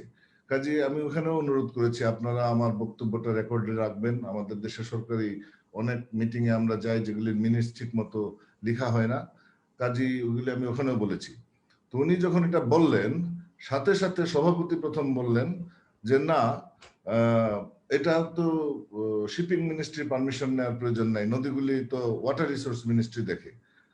আর এমডি যিনি প্লান্টের উনি বললেন না, এখানে কোনো কোহেলিয়া নদী ভরাট করা হয় নাই। তখন এটা উনি থতমত খেয়ে বললেন, স্যার তাইলে আচ্ছা ঠিক আছে, আমরা প্রশ্নগুলি সব নেই, তারপরে উত্তর নেব, আলোচনাগুলি সব করে নিই। এবং তারপরে পরবর্তী আলোচনা চলে গেল। আমি যখন আমার বক্তব্যে বলেছি, আমরা প্রায় 12টি পয়েন্ট বলেছি, তার মধ্যে মাদারবাড়ি 1 প্লান্টের যে ইআইএ, এটা অ্যাভেলেবল রয়েছে। বদরুজ্জামান ভাই মেসেজে চ্যাট বক্সে জানতে চেয়েছিলেন, এটা আমার ধারণা অনলাইনেই আছে, যদি না থাকে আমরা আপনাকে দিব। মাদারবাড়ি 1 প্লান্টের যে ইআইএ, সেই ইআইএ এর মধ্যে 3টা বেসিক জিনিস নাই। একটা হচ্ছে যে 2.5 যে পার্টিকুলেট ম্যাটার, যেটা PM 2.5 বলা হয়, এয়ার পলিউশনের জন্য যেটা খুব নটোরিয়াস, সেটা কোল প্লান্টগুলি ডিসচার্জ করে। তাহলে মাদারবাড়ি 1 প্লান্টে এটা ডিসচার্জ করলে কি ইম্প্যাক্ট হবে ওখানকার জনমানুষের বা এনভায়রনমেন্টের উপর, হেলথ অ্যান্ড ইকোলজিক্যাল, সেটার স্টাডি ওই ইআইএতে নাই। ওই ইআইএতে ওখানকার মার্কারি পলিউশনের কোনো প্রজেকশন নাই। আপনারা জানেন যুক্তরাষ্ট্রে প্রায় half of the water bodies mercury কন্টামিনেশনের কারণে ফিশ রিসোর্স খাওয়া মোটামুটি নিষেধ। আমাদের এইটাতে মাদারবাড়ি 1-এ সেটা নাই। এরকম করে যে বিষয়গুলি নাই সেগুলিকে নিশ্চিত না করে সেকেন্ড ফেজে যাওয়া ঠিক না, সেটা আমরা বলেছি। আর এই কোহেলিয়া নদীর ব্যাপারে আমরা যেটা বলেছি, আপনারা প্রেক্ষাপটটা আলোচনা করছেন খুব হোলিস্টিক, এবং আমরা খুবই শক্তি পাচ্ছি আপনারা যে আলোচনা করছেন, এবং এই আন্দোলনটা যত দূরে এবং এটা বিশ্বব্যাপী করার দরকার, কারণ এটা আমাদের দেশের উন্নয়নের সাথে খুব গুরুত্বপূর্ণভাবে যুক্ত। জাপান আমাদের দেশের এত ঘনিষ্ঠ উন্নয়ন সহযোগী, স্বাধীনতার পরে তারা ফেঞ্চুগঞ্জ ফার্টিলাইজার ফ্যাক্টরিতে ইনভেস্ট করেছিল, কারণ আমাদের তখন ফুড প্রোডাকশন জরুরি। কাজে জাপান আমাদের অকৃত্রিম বন্ধু, কাজে জায়গা যে বৃহৎ সহযোগিতা আমাদের করছে, সেই সহযোগিতার জন্য আমাদেরকে তাদেরকে ধন্যবাদ জানাতে হবে। কিন্তু পাশাপাশি ফ্রাস্ট্রেশন গুলি তাদেরকে অ্যাড্রেস করতে হবে। আমরা চিঠি দিয়েছি জাইকাকে, এবং আমাদের সাথে বাপার পক্ষ থেকে একটা করেসপন্ডেন্ট চলছে তাদের সাউথ এশিয়ান ডেস্কের সাথে। তো যেটা আমি আজকে সংক্ষেপে শেষ করতে চাই, কিন্তু অনেক কথা, সেটা হচ্ছে তখন আমি বললাম যে আপনারা আজকে এই যে বিআইডব্লিউটি এর একজন কর্মকর্তা বললেন দখল হয়েছে, আর একজন এমডি বললেন দখল হয় নাই, এটা এখন তো বলার বিষয় না, এটা স্যাটেলাইটে দেখা যায়, এটা একটা চাক্ষুষ বিষয় এটার জন্য। আর আমরা যেদিন, আমি শারমিন আপা সহ আমরা একটা বড় টিম, কাদের ভাই, কলিম ভাই সহ, মোসাদ্দেক ফারুকি ভাই সহ, আমরা গিয়েছিলাম প্রায় 40 জন মানুষ, কক্সবাজার সহ, কিন্তু ওইখানে গিয়ে মানুষ হয়ে গেছিল 200 বেশি হবে আমরা যখন দেখতে গিয়েছিলাম কোহেলিয়া নদীর অবস্থাটা। আমরা যেদিন এসেছি তার 2-3 দিনের মধ্যেই কোনো একটা সময়ে কক্সবাজারের যিনি ডিপার্টমেন্ট অফ এনভায়রনমেন্টের দায়িত্বশীল পরিচালক, উনি গিয়েছিলেন। উনি গিয়ে একটা রিপোর্ট করেছেন যে এখানে নদী ভরাটের সত্যতা পাওয়া যায়, এবং যে কারণে উনি ফেব্রুয়ারির 10 তারিখ সম্ভবত, যে কোম্পানিটি কনস্ট্রাকশন করছে মীর আক্তার লিমিটেড, তার ম্যানেজিং ডিরেক্টর এবং রোডস এন্ড হাইওয়ে যিনি দায়িত্বশীল ইঞ্জিনিয়ার, তাদের 2 জনকে সমন করেছিলেন। আমরা শুনতে পেরেছি, জানতে পেরেছি ওই কর্মকর্তাকে ওএসডি করে তারপর ট্রান্সফার করে ভাষাঞ্চলে পাঠিয়ে দেওয়া হয়েছে। তো আমি ওই মিটিং এ সেটা বলেছি যে আমি শঙ্কিত, এটা যদি সত্য হয় যেটা আমরা শুনেছি, তাহলে আজকে যে কর্মকর্তা বললেন এটা, উনাকে কালকে কোনচরে পাঠিয়ে দেওয়া হবে। এটা তো যদি হয় তাহলে সৎ অফিসাররা কাজই করতে পারবে না দেশে। আর নদীর ব্যাপারে যেটা খালেক ভাই সঠিকভাবেই বলেছেন, আমি তাদেরকে বলেছি যে একটা মানুষকে কিভাবে টেম্পোরারিলি মেরে ফেলা যায় এটা আমার জানা নাই। এটা যদি তারা প্রুফ করতে পারে তাহলে টেম্পোরারিলি তারা, এই যে বলছে এটা জাইকা বা অন্যান্যরা, বিভিন্ন ইন্টারন্যাশনাল অর্গানাইজেশনের তো কনসার্ন রয়েছে, যারা ক্লিন ক্লাইমেট নিয়ে সারা পৃথিবীতে কাজ করেন, তারাও জাইকার সাথে যোগাযোগ করেছেন, এবং তারা জাইকা বলেছে, প্রথম আমাদের কাছে জাইকা বিষয়টা বলতে চায় যে এটা কোল পাওয়ার জেনারেশন কোম্পানির বিষয় এবং গভর্নমেন্টের বিষয়, তারা এটাতে যুক্ত নয়। তবে এখানে একটা জিনিস প্রণিধানযোগ্য, যে আমি অত্যন্ত অবাক হয়েছি যে এই পাবলিক কনসালটেশন মিটিং এ জাইকার কোনো প্রতিনিধি ছিলেন না। আমরা এটা একটা কত দায়িত্বশীল বিষয়, আপনি এতগুলি টাকা দিচ্ছেন একটা কর্মকাণ্ডে, সেটার জন্য যে কনসালটেশন হচ্ছে সেখানে আপনি কোনো রিপ্রেজেন্টেশন দিলেন না, এটা কতটুকু দায়িত্বশীল আমি জানি না। কাজে এই ধরনের নানান বিষয় আলোচনা করতে হবে। আমরা এটা জায়গার সাথে আবার আমরা যোগাযোগ রক্ষা করবো, আমরা আমাদের কথাগুলি বলবো। আমরা সরকার আমাদের প্রথম রেসপন্ডেন্ট, আমরা সরকারকে বলতে চাই, এবং এটা সরকার উন্নয়ন করতে চায় তো মানুষের জন্য, কিন্তু সেই উন্নয়ন যদি টেকসই না হয়, সেই উন্নয়ন যদি মানুষের জন্য উপকার বয়ে নিয়ে না আসে, সেই উন্নয়ন যদি মানুষের জন্য ক্ষতির কারণ হয়, তাহলে তো সেটা সরকারের জন্য ভালো না, এটা সরকার নিশ্চয়ই বুঝেন। শুধু তথ্যের ঘাটতি রয়েছে এবং মাঠ পর্যায়ের যে অথরিটিস বা যারা ইমপ্লিমেন্ট করেন তাদের সাথে নীতি নির্ধারণী পর্যায়ে যারা দেশ পরিচালনা করেন তাদের তথ্যের ঘাটতি রয়েছে বা ভুল তথ্যের ব্যাখ্যা রয়েছে। আর আরেকটা জিনিস যেটা নজরুল ভাই খুব ভালো করে বলবেন, সেটা হচ্ছে যে বাঁধের কথা বললেন কলিম ভাই, সেটা আমি যতদূর জানি এটা ওয়াটার রিসোর্স মিনিস্ট্রির একটা প্রজেক্ট এবং এটা বিগ প্রজেক্ট। আমাদের কোস্টাল এরিয়াতে ডেল্টা প্ল্যান 2100 এর আন্ডারে যে সমস্ত প্রজেক্ট আছে তার মধ্যে এটা একটা ধ্বংসাত্মক প্রজেক্ট। কাজে আমাদের তো টোটাল এই যে গুড ভিশনের ভিতরে যে অপোজিট ইমপ্লিকেশনস গুলি আছে আর গভর্নেন্সের প্রবলেম আছে, ইমপ্লিমেন্টেশনে আইনের প্রয়োগ যথাযথভাবে হচ্ছে না, মানুষের কল্যাণ যথাযথভাবে আসছে না, এই বিষয়গুলি সামগ্রিকভাবে দেখার জন্য আমাদের আরো শক্তিশালী হতে হবে। অনেকক্ষণ বলে ফেলেছি, তারপরেও আমি ক্ষমা সুন্দর দৃষ্টিতে দেখবেন এই সময় নেওয়ার জন্য। তবে এটা একটা বড় আন্দোলন, এটা একটা সেন্সিটিভ আন্দোলন এবং এটা একটা অত্যন্ত গুরুত্বপূর্ণ বিষয়। তবে আমাদেরকে স্ট্র্যাটেজিক ভাবে এটাকে সুন্দরভাবে সামনে নিয়ে যেতে হবে, যাতে আমরা আসলেই আমাদের দেশের উন্নয়নকে স্থায়িত্বশীল করতে পারি, কক্সবাজারকে রক্ষা করতে পারি। ধন্যবাদ। ধন্যবাদ জামিল ভাই। আমরা জামিল ভাইয়ের আরো বক্তব্য শুনতে পারলে আমাদের জন্য আরো ভালো হতো, কিন্তু আমাদের যেহেতু সময় কম, জামিল ভাইয়ের বক্তব্য আমরা আমাদের অন্য কোনো অনুষ্ঠানে, আমাদের এরপর আরো অনুষ্ঠান থাকবে সেখানে আমরা শুনবো। তবে আমাদের বিষয় হচ্ছে কুহেলিয়া নদী এবং কক্সবাজার সমুদ্র সৈকত কে সুরক্ষার যে আন্দোলন, সেই আন্দোলনে আমরা দেশের বাইরে যারা আছি তারা কিভাবে সহযোগিতা করতে পারি, আমাদের প্রত্যেকের আপ্রাণ চেষ্টা থাকবে সেটা। তা যারা স্থানীয়ভাবে লড়াই সংগ্রাম করছেন তাদেরকে কিভাবে আমরা সহযোগিতা করতে পারি, সমর্থন যোগাতে পারি। এখন আমি সংক্ষেপে বলার জন্য আহ্বান জানাচ্ছি নিউ ইয়র্কের আমাদের একজন গণমাধ্যম কর্মী রওশন হককে সংক্ষেপে তার অভিমত ব্যক্ত করার জন্য আমি আহ্বান জানাচ্ছি। রওশন আপা। ধন্যবাদ ভাইয়া, অনেক সিনিয়র আমার আগে এসে বসে আছেন, আপনি তারপরেও আমাকে সুযোগ দিয়েছেন, সেজন্য আপনাকে আমি অসংখ্য ধন্যবাদ। এবং আমার এখানে যাদেরকে দেখতে পাচ্ছি অনেক জ্ঞানী গুণীজন, সবাইকে আমার সালাম ও শুভেচ্ছা। একটা কথা না বললেই নয়, আমার বাড়ি হচ্ছে হবিগঞ্জ, আপনাদেরকে আমি বারবার এই কথাগুলো বলি। আমার বাবা চাকরি করতেন মাতামুহুরী এবং ওই এলাকাগুলো আমার জন্মের পরে আমি অনেক ঘুরেছি, এবং আমার শ্বশুরবাড়ি চিটাগং, সেই অর্থে আমার কক্সবাজার আমার প্রাণের জায়গা। তো এখন আমাদেরকে বলতে হচ্ছে যে আমাদের সরকার প্রতিটা কাজে, আমি জানি না কেন যেন দেশ বিধ্বংসী কাজগুলাই উনারা বেশি করছেন। সেই কয়লা বিদ্যুৎ কেন্দ্র, তারপর আপনার আমাদের এই যে নদীগুলা যে ধ্বংস, আমরা যে শুনেছি নদীমাতৃক দেশ, কিন্তু এই নদীগুলোকে কেন এত ভরাট হয়ে, কেন এত প্রকল্প শুধু নদীর উপরেই হচ্ছে? কক্সবাজারকে ধ্বংস করার যে বিভিন্ন প্রকল্পের কথা উনি বলেছেন, এর চাইতেও উনি যতটুকু বলেছেন এর চাইতেও 3 গুণ সত্য, যা আমরা জানি না। এবং যদি আমরা জানতে চাই, আমি একজন সংবাদকর্মী হিসেবে যদি আমি জানতে চাই, কারো কাছ থেকে আমি সঠিক উত্তর পাই না। সবই সরকার, কিন্তু কে সেই সরকার? সরকারের লোকজনের কাছে প্রশ্ন করলেও যে কেন হচ্ছে, কেন করছেন, এর পিছনের কারণ কি, আগের কারণ কি, আমরা ডিটেলস জানতে পারি না। কোথায় যেন একটা বাধা, এবং কোথায় সেই বাধা, কারা করছেন, কারা আমাদের উপরে ইমপ্লিমেন্ট গুলো করছেন। এর থেকে আসলে আমি নিজে মাঠ কর্মী হিসেবে কাজ করেছি, আমি কোনো উত্তর পাইনি। তবে আমার এই প্রাণের নদী, প্রাণের শহর চট্টগ্রাম, প্রাণের আমার সমুদ্র বন্দর কক্সবাজার, এই রক্ষার জন্য আপনাদের পাশে আমি সবসময় থাকবো, এবং আমি প্রথম আলোর হয়ে থাকবো, এবং কিভাবে কি করতে হবে আপনারা যদি আমাকে টাইম টু টাইম জানান, আমি আপনাদের সাথে আছি। আমার প্রাণের শহর চট্টগ্রামকে রক্ষা করতে হবে।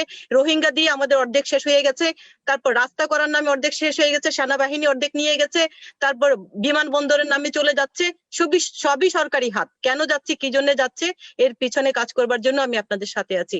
আপনাদের অনেক গণ্যমান্য ব্যক্তিগণ আছেন, তারা বলবেন। আমি আজকে সমৃদ্ধ হওয়ার জন্য এখানে আসছি। ধন্যবাদ আপনাদের সকলকে, আমার সালাম ও শুভেচ্ছা নিবেন আবারও। ধন্যবাদ। জামিল ভাই, আমাদের সাথে থাকার কথা ছিল ডাক্তার মোহাম্মদ আব্দুল মতিন ভাই। মতিন ভাই কি আছেন আমাদের সাথে? আমি দেখতে পাচ্ছিলাম না। মতিন ভাই তো অনেকক্ষণ ট্রাই করেছেন, উনি ওই যে ওয়েটিং এ ছিলেন। দেখো তো, আচ্ছা আমরা চেক করি, মতিন ভাইকে ঢোকানোর জন্য চেষ্টা করি। জি আচ্ছা, তাহলে মতিন ভাই আসার আগে আমাদের মাঝে উপস্থিত আছেন অনেকেই। আমাদের মাঝে উপস্থিত আছেন doctor Mohammad Shahidul Islam, Ahmed Badruzzaman sir, Dipen Bhattacharya, engineer Mohammad Abu Taher, professor Jahangir Chittagong থেকে, এবং তানভীর ভাই, অনেকেই আছেন। তো আমরা আরো অনেকের কাছ থেকে হয়তো শুনবো। তার আগে আমরা দুইজনকে আমরা মিস করলাম শোনার বক্তব্য থেকে। একজন হচ্ছেন অধ্যাপক হাশেম উদ্দিন। আপনি যদি তিনি মহেশখালীর বাসিন্দা, আপনার যদি টেকনিক্যাল সমস্যা দূর হয় তাহলে আমরা অনুরোধ জানাবো আপনাকে কিছু বলার জন্য সংক্ষেপে। আসসালামু আলাইকুম। জি, আমি আসলে বেশি কিছু বলবো না, আমি খুব সংক্ষিপ্ত সারে দু একটা কথাই বলবো। হয়তো কথাটা প্রাসঙ্গিক এবং অপ্রাসঙ্গিক দুটোই এখানে থাকবে। একটা কথা হচ্ছে, কুহিলিয়া নদী যখন ভরাট হচ্ছিল, আমরা স্থানীয়ভাবে যারা পরিবেশ আন্দোলনের সাথে আমরা যারা সংশ্লিষ্ট, আমাদের আন্দোলনটা আসলে তেমন একটা বেশি শক্তিশালী ছিল না, আন্দোলনটা জনসম্পৃক্ত তেমন একটা বেশি ছিল না। এটা না থাকার কারণে এই নদীটা ভরাট করে আমাদের মহেশখালী, যারা আমরা এখন খুব বেশি কষ্টে আছি, আমরা মহেশখালীবাসী আতঙ্কিত। আমরা এখন মহেশখালী থেকে অনেকেই চলে আসতেছি, আর যারা আছি আমরা মহেশখালীতে ভবিষ্যতে থাকতে পারবো কিনা সেটাও সন্দেহ। এরই মধ্যে আমাদের অনেকের জীবিকার যেই জায়গাগুলি কয়লা বিদ্যুতের নামে নিয়ে ফেলেছে এবং সেখানে উন্নয়ন কাজ চলছে, পাশাপাশি আমাদের লবণ শিল্প অর্থাৎ লবণ চাষিরা তাদের চাষের জমি হারিয়েছে। আর ওখানে একটা দুঃখজনক একটা কথা, আমি যেটা খুবই অপ্রিয় এবং খুবই সত্য একটা কথা বলবো, সেটা আপনাদের অবগতির জন্য। সেই কথাটা কিন্তু আজকে ইয়ার সাথে প্রসঙ্গের সাথে তেমন একটা না হলেও আপনাদের অবগতির জন্য আমাদের দুঃখটা, মহেশখালীবাসীর এই দুঃখটা আমি আজকে আপনাদের সাথে তুলে ধরতে চাচ্ছি। সেটা হচ্ছে, আমাদের জমিগুলি সরকার নিয়ে নেওয়ার পরে আমাদের প্রাপ্য যে টাকাটা, সেই টাকাটা আমাদের দেশে, আমাদের মহেশখালীবাসী সঠিকভাবে পায় নাই। সরকার আমাদেরকে যে মূল্যটা দিয়েছে, এই মূল্য থেকে পর্যায়ক্রমে 10 ভাগ থেকে প্রায় 50 ভাগ পর্যন্ত টাকা আমাদের সরকারি যে ভূমি অধিগ্রহণ অফিস, স্থানীয় দালাল, রাজনৈতিক নেতা, বিভিন্ন ধরনের সাংবাদিক সহ যারা আছে, তারা আমাদের লোকজনের টাকাটা ভাগ করে নিয়ে ফেলেছে। মানুষ কিন্তু তারা তাদের প্রকৃত প্রাপ্যটা পায়নি। আমি সেটা আবার বলছি, 10%, এটাকে আমরা পশ্চিমবঙ্গের ভাষায় কাট মানি বলে, এই কাট মানি করে আমাদের প্রাপ্য টাকা থেকে 10% থেকে 50% পর্যন্ত টাকা নিয়ে ফেলেছে।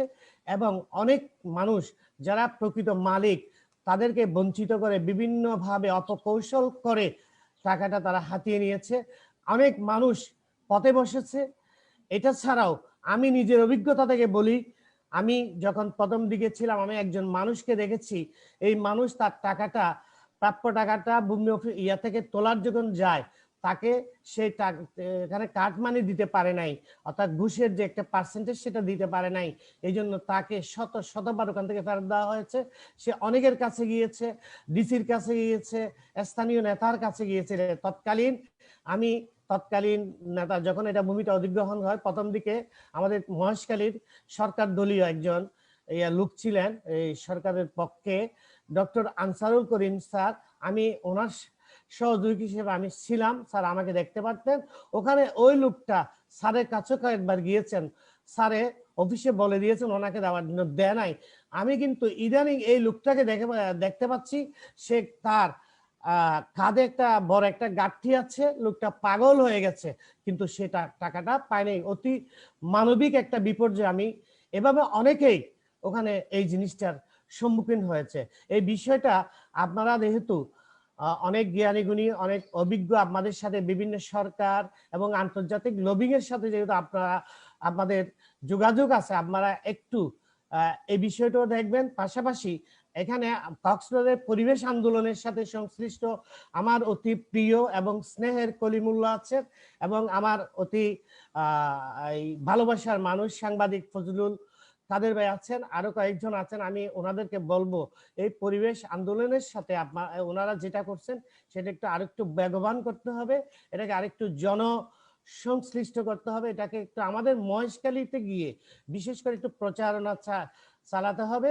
কিন্তু এটা করতে গেলে এখানে একটা বিষয় আছে, সেটা হচ্ছে সরকারি একটা চাপ আছে এবং রাজনৈতিক একটা চাপ আছে।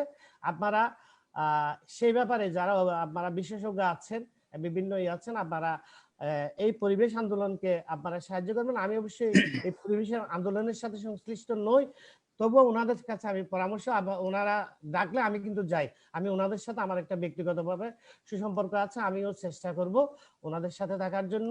আর কিছু না, আমরা মহেশখালীবাসী খুব কষ্টে আছি, আপনারা আমাদেরকে উদ্ধার করবেন, আমাদের মহেশখালীবাসীকে যাতে আমরা থাকতে পারি। মহেশখালীতে যেভাবে হোক কয়লা বিদ্যুৎ হয়ে গেছে, এটা বাদ দেওয়া যাবে কিনা জানি না। এখানে তারপরে আমরা মহেশখালীতে থাকতে চাই, পরিবেশ নিয়ে থাকতে চাই, বউ বাচ্চা নিয়ে থাকতে চাই, আমাদের কোনো বিকল্প থাকার জায়গা নাই। আপনারা একটু আমাদের এই বিষয়টা একটু খেয়াল রাখবেন। আমি আর কথা বাড়াচ্ছি না, আপনাদের সবাইকে ধন্যবাদ জানাচ্ছি। শুভরাত্রি। ধন্যবাদ। আমি আপনাদেরকে অপ্রাসঙ্গিক কিছু কথা বলার জন্য আমি দুঃখ প্রকাশ করি। আমি আমার বক্তব্য ধন্যবাদ হাশিমউদ্দিন ভাই। এখন আমরা আরেকজনের বক্তব্য শোনার জন্য ঘোষণা দিয়েছিলাম, এইচ.এম. নজরুল ইসলাম, সম্পাদক দৈনিক কক্সবাজার বার্তা। নজরুল ভাই কি শুনতে পাচ্ছেন?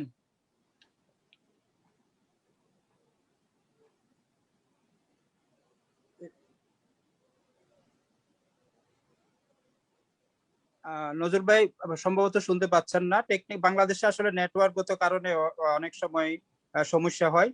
তো আমরা আমাদের অনুষ্ঠানে প্রায় 2 ঘন্টা এর মধ্যে শেষ হয়েছে। আমরা অনুষ্ঠানের একেবারে শেষের দিকেই। আমাদের এর পরবর্তীতে যারা এতক্ষণ বক্তব্য রাখলেন, শরীফ জামিল ভাই, ডক্টর খালেকুজ্জামান স্যার সহ, এবং যারা আলোচনা করলেন, তাদের প্রেক্ষিতে আমাদের একটা সেই আলোচনার মধ্য থেকে আপনারা যারা উপস্থিত আছেন, আমাদের একটা প্রশ্নোত্তর পর্ব থাকবে। তবে আপনারা যারা কিছু বলতে চান, সেই ক্ষেত্রে আপনাদের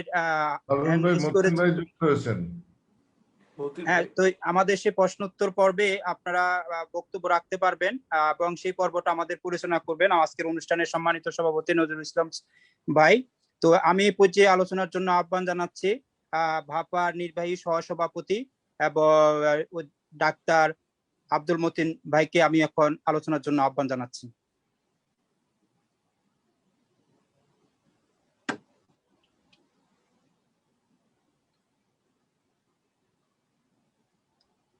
হ্যাঁ মতিন ভাই।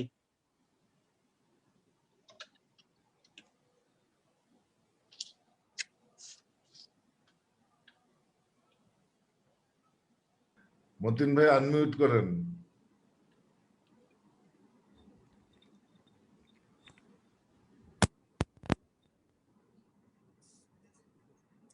জি ঠিক আছে। শরীফ, আমি কিছু বলতে চাচ্ছি না, কারণ আমি কিছু শুনি নাই তো, আলোচনা কি হয়েছে কি হলো আমি শুনি শুধু আজকে। হ্যাঁ, অসুবিধা নেই। কোহেলিয়া নদী নিয়ে মতিন ভাই যদি সংক্ষেপে কিছু বলেন, ওভারঅল বক্তব্য না শুনলে। না, কোহেলিয়া নদী, কোহেলিয়া আমি গিয়েছি, সেখানে কোহেলিয়া দেখেছি। কোহেলিয়ার কয়েক বছর আগে থেকে আমরা কয়েকবার সেখানে গিয়েছি। আমাদের চোখের সামনে ধীরে ধীরে নদীটা ধ্বংস করা হচ্ছে, সেটাও দেখেছি আমরা। এবং এত গুরুত্বপূর্ণ একটা নদী, একদম সেই একটা দীর্ঘ নদী এবং একটা স্রোতস্বিনী নদী এটি প্রচুর পানি পরিবহন করে। তো এটা এখন যেভাবে ধ্বংস করা হচ্ছে, এটা কি বলবো, এটা এখন নদী বিষয়ক আমাদের বাপার যে নীতিমালা আছে, আজকে যদি সেই নীতিমালার 2-1টা জায়গায় কোট করি আমি, তাহলে খুব মিলে যাবে আর কি। যেমন ধরেন আমরা বলে থাকি যে নদীর একটা নদী হবে, নদীটা কি হবে, নদী হবে একটা চলমান জলধারা। হ্যাঁ, নদী বন্ধ হয়ে গেলে এটাকে এটাকে এটাকে স্রোতকে আমরা যদি বাধা দেই, তাহলে তো সেটা নদী থাকে না। নদী মানুষ, সাধারণ আমাদের দেশের মানুষের ধারণা, ইভেন রাজনীতিবিদদের ধারণা, যে নদী হচ্ছে একটা পণ্য, একে ব্যবহার করে ব্যবসা করা যায়, একে যথেচ্ছ ভোগ করা যায়, এটা থেকে আয় আসে, এটা থেকে বিভিন্ন রকম অর্থ কামাই হয়। তারা নদীর একটা প্রাণ আছে, নদী যে একটা, আমাদের হাইকোর্টও বলেছে নদী হচ্ছে একটা জীবন্ত সত্তা। এখন নদীকে, সেই জিনিসটা তারা কেউ বুঝতে চেষ্টা করেন না।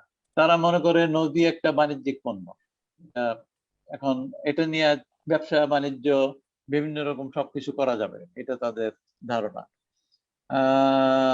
কিন্তু এটা তো ঠিক নয়, কারণ নদী কোনো ব্যবসায়িক পণ্য নয়, এটা এটা জীবনধারা, এটা একটা দেশের একটা একটা এলাকার তার অববাহিকার মানুষের জন্য।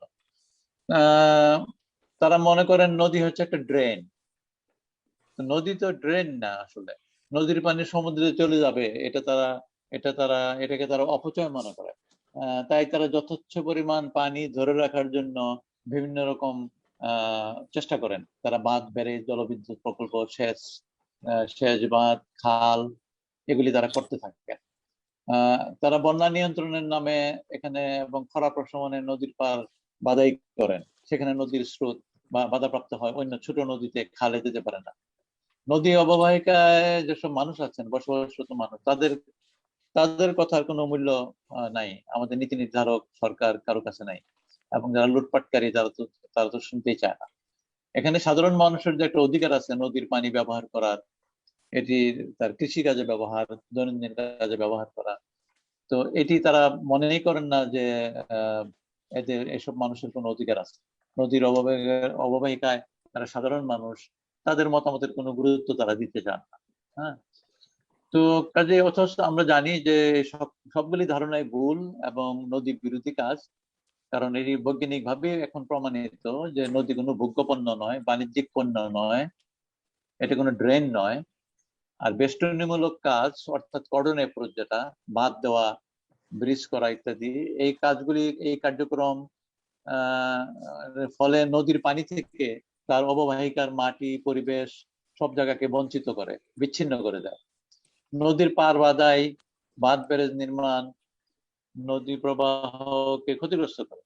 বন্যা বা খরা প্রশমনে নদীর বাঁধ দিলেই বন্যা ঠিক হয়ে যাবে বা প্রশমন হবে, নিয়ন্ত্রণ হবে, এটা সঠিক নয়, এটা কোনো কার্যকর পদ্ধতিই নয়। একদিকে বন্যা বন্ধ করবেন, আরেকদিকে বন্যা হবে। আর যেটা আমি লাস্টে বলেছিলাম যে নদী বিষয়ে যে কোনো সিদ্ধান্ত গ্রহণের যে প্রক্রিয়া, এটিতে অববাহিকার সাধারণ মানুষ যারা আছেন তাদের সমস্যা, তাদের মতামত কি, এটা অত্যন্ত গুরুত্বপূর্ণ। তাদের নিয়েই নদীকে নিয়ে প্ল্যান করতে হবে, নদীর সর্বোচ্চ ব্যবহার নিশ্চিত করতে হবে, কিন্তু নদীকে হত্যা করে নয়, আর নদী পাড়ের অবহেলা করে নয়। কিন্তু এটা যে করছেন সরকার এবং যারা তথাকথিত উন্নয়ন নিয়ে ব্যস্ত আছেন, সরকারি বেসরকারি মহল, তার প্রমাণ হচ্ছে কোহেলী নদী। এই কোহেলিয়া নদীতে সকল প্রকারের ইন্টারফারেন্স করা হয়েছে, এবং আপনারা জানেন যে সরাসরি মাটি ফেলে এটাকে বন্ধ করা হচ্ছে এবং এটাকে সংকীর্ণ করা হচ্ছে।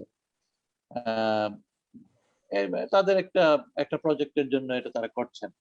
কাজে আমি মনে করি এটার বিরুদ্ধে আমাদের আন্দোলন আছে, আপনারা জানেন।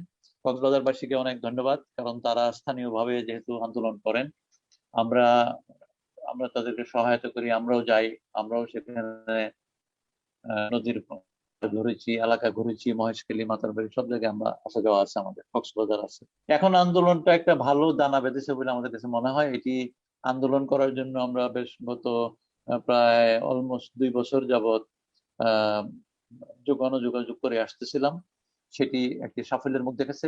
আমরা অনেক ধন্যবাদ, আমি আমার পক্ষ থেকে পার্সোনালি ধন্যবাদ দিতে চাই প্রেসকে, যারা গণমাধ্যম, তারাও এই নদীর এই অনুষ্ঠানগুলি নিয়ে আমাদের কোহেলিয়া নদীর ব্যাপারে তারা কভারেজ করেছেন, সবসময়ই ভবিষ্যতে আশা করি করবেন। আমরা মনে করি যে আমরা যে সবাই মিলেই কাজটা করি, সাধারণ মানুষ, অববাহিকার সাধারণ মানুষ, ওই অন্যান্য ইভেন রাজনীতিবিদ যারা ক্ষমতায় আছেন বা বাইরে আছেন, সামাজিক নেতৃবৃন্দ, তারপর তাছাড়াও সরকার, এই সবাইকে নিয়েই আমাদের এই নদীটা রক্ষা করার জন্য চেষ্টা করতে হবে। এটা ঐক্যবদ্ধ হইতে হবে। এই ঐক্যবদ্ধ হওয়ার জন্যই আমাদের আন্দোলনটা প্রয়োজন। আশা করি আপনারা যারা আজকে জয়েন করেছেন এখানে, অথবা যারা আগেও অনেক সময় জয়েন করেছেন, যারা পরিবেশ নিয়ে কাজ করেন, নদী নিয়ে কাজ করেন, তাদের সকলের আমি ঐক্য কামনা করছি, না হলে কোহেলিয়া নদী রক্ষা করা যাবে না। ব্যানকে অনেক ধন্যবাদ যে আজকের এই অনুষ্ঠানটিতে আপনারা জয়েন করেছেন, এবং আমরা আশা করি ভবিষ্যতে আরো এরকম অনুষ্ঠান জয়েন্টলি আমাদের হতে পারে। আমি সবাইকে শুভেচ্ছা জানিয়ে আমি আমার বক্তব্য শেষ করছি। ধন্যবাদ মতিন ভাই। সম্মানিত সুধীবৃন্দ, আমরা এই পর্বে আমি অনুষ্ঠানটি মডারেট করার জন্য আহ্বান জানাচ্ছি আজকের অনুষ্ঠানের সম্মানিত সভাপতি অধ্যাপক ডক্টর নুরুল ইসলাম ভাইকে।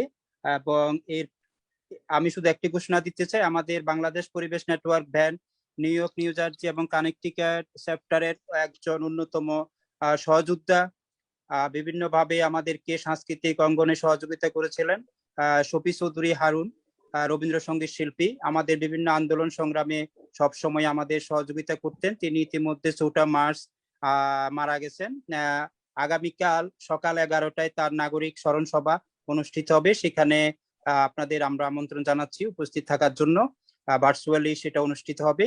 তো এইবার আমি আহ্বান জানাচ্ছি নজরুল ভাইকে আমাদের পরবর্তী শেষ পর্বটি পরিচালনার জন্য, এবং এর মধ্য দিয়ে আমাদের নজরুল ভাই আমাদের অনুষ্ঠান শেষ করবেন। ধন্যবাদ।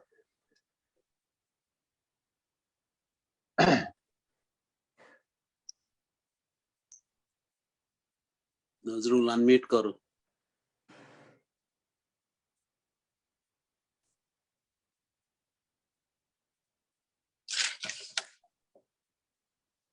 ধন্যবাদ। এই যাবৎ যারা আলোচনা করেছেন সকলে অত্যন্ত চমৎকার আলোচনা হয়েছে, মূল্যবান আলোচনা হয়েছে। তো আমরা কিছু সময় যদিও কম, কিন্তু অনেক উপস্থিত হয়েছেন, অনেকের মনে অনেক কথা আছে। সব কথা হয়তো শুনতে পাবো না, শোনার সুযোগ হবে না, কিন্তু কিছু সংক্ষেপে যদি কিছু প্রতিক্রিয়া কেউ বলতে চান, বিশেষত যে করণীয়র ব্যাপারে আমরা যদি পরামর্শ বুদ্ধি কিছু থাকে, সেটা বোধহয় সবচেয়ে বেশি উপকারী হবে। তো আমি আহ্বান জানাবো, এখানে জানেন যারা ওই যে জুমে ওই হাত তোলা যায়, অথবা এমনিতেও যদি আমাদেরকে বলার জন্য আগ্রহ প্রকাশ করেন, 2-1 জন সংক্ষেপে কিছু। আচ্ছা, আমাদের প্রোগ্রেসিভ ফোরামের সভাপতি খুরশিদুল ইসলাম। আমি তো ভেবেছি খুরশিদ ভাই আপনি একটা বক্তৃতা দিবেন পরে, কিন্তু ঠিক আছে, বলেন। না, আজকে নজরুল ভাই সদ্য সভাপতি, আজকে বক্তৃতা দেওয়ার সময় নেই। আর খুবই সুন্দর আলোচনা হয়েছে। আমি বলবো যে আমরা সমস্যাগুলো শুনেছি, এখন সমাধানের জন্য আমরা কি করতে পারি। এখন এই প্রজেক্ট করতেছে, কয়লা ভিত্তিক প্রজেক্টের অর্থ আসতেছে জাইকার কাছ থেকে। জাপান পৃথিবীতে এবং জাপানের জনগণ অনেক উন্নত এবং সচেতন। আমরা কি করে জাপানের মিডিয়াতে আমাদের লোক যারা আছে বা লিঙ্ক যারা আছে তাদের মাধ্যমে জাপানের জনগণকে যদি আমরা আমাদের বক্তব্যগুলি তুলে ধরতে পারি, জায়গাকে যদি প্রশ্নের সম্মুখীন করতে পারি, এখানে তো আমাদের শরীফ জামিল ভাইরা যোগাযোগ করবেনি, কিন্তু তার বাইরেও জাপানবাসীর কাছে যদি এদেরকে এবং সরকারের কাছেও যদি আমরা প্রশ্নবিদ্ধ করতে পারি, আমার মনে হয় একমাত্র তখনই তারা বাধ্য হবে, নাইলে হবে না। এবং বাংলাদেশেও একই ঘটনা হচ্ছে যে আমাদের হাইকোর্টের কাছে বারবার যাওয়া ছাড়া সরকারি আমলারা অথবা সামরিক বাহিনীর লোকরা যাই করে আমরা কিছু করতে পারি না। তো সেদিক থেকে আমাদেরও এখানে আর দেশের মধ্যে কি করে আমরা কোর্টে গিয়ে কোনো কিছু বিচার পাইতে পারি কিনা, এবং সেইভাবে আমাদের যারা পরিবেশ আইনজীবী তাদের সহায়তা নিয়ে কিভাবে, এই যে দেখেন প্রত্যেকে আমাদের মতিন ভাই থেকে শরীফ জামিল থেকে শুরু করে প্রত্যেকেই একাধিকবার ওখানে গিয়েছেন, স্থানীয় লোকদেরকে নিয়ে গিয়েছেন, কিন্তু তারপরেও কিছু হচ্ছে না। তাইলে আমরা আমাদের দিক থেকেও আমার মনে হয় আমরা কিছু এইভাবে পদক্ষেপ নিতে পারি কিনা সেটাই আমরা যাওয়া দরকার। আমি আজকে আর কিছু বলতে চাই না, আপনাদের অন্যান্য আলোচনা যারা আছেন তাদের কাছ থেকে বক্তব্য শুনবো। অনেক ধন্যবাদ। ধন্যবাদ খুরশিদ ভাই, আপনি দুটো খুব সুনির্দিষ্ট ভালো পরামর্শ দিয়েছেন। আমি এই পর্যায়ে ডক্টর সুফিয়ান খন্দকার, আমাদের বাপার অন্যতম অ্যাডভাইজার, তাকে কিছু বলার জন্য আহ্বান জানাচ্ছি। সরি, বেনের। ধন্যবাদ নজরুল। আমার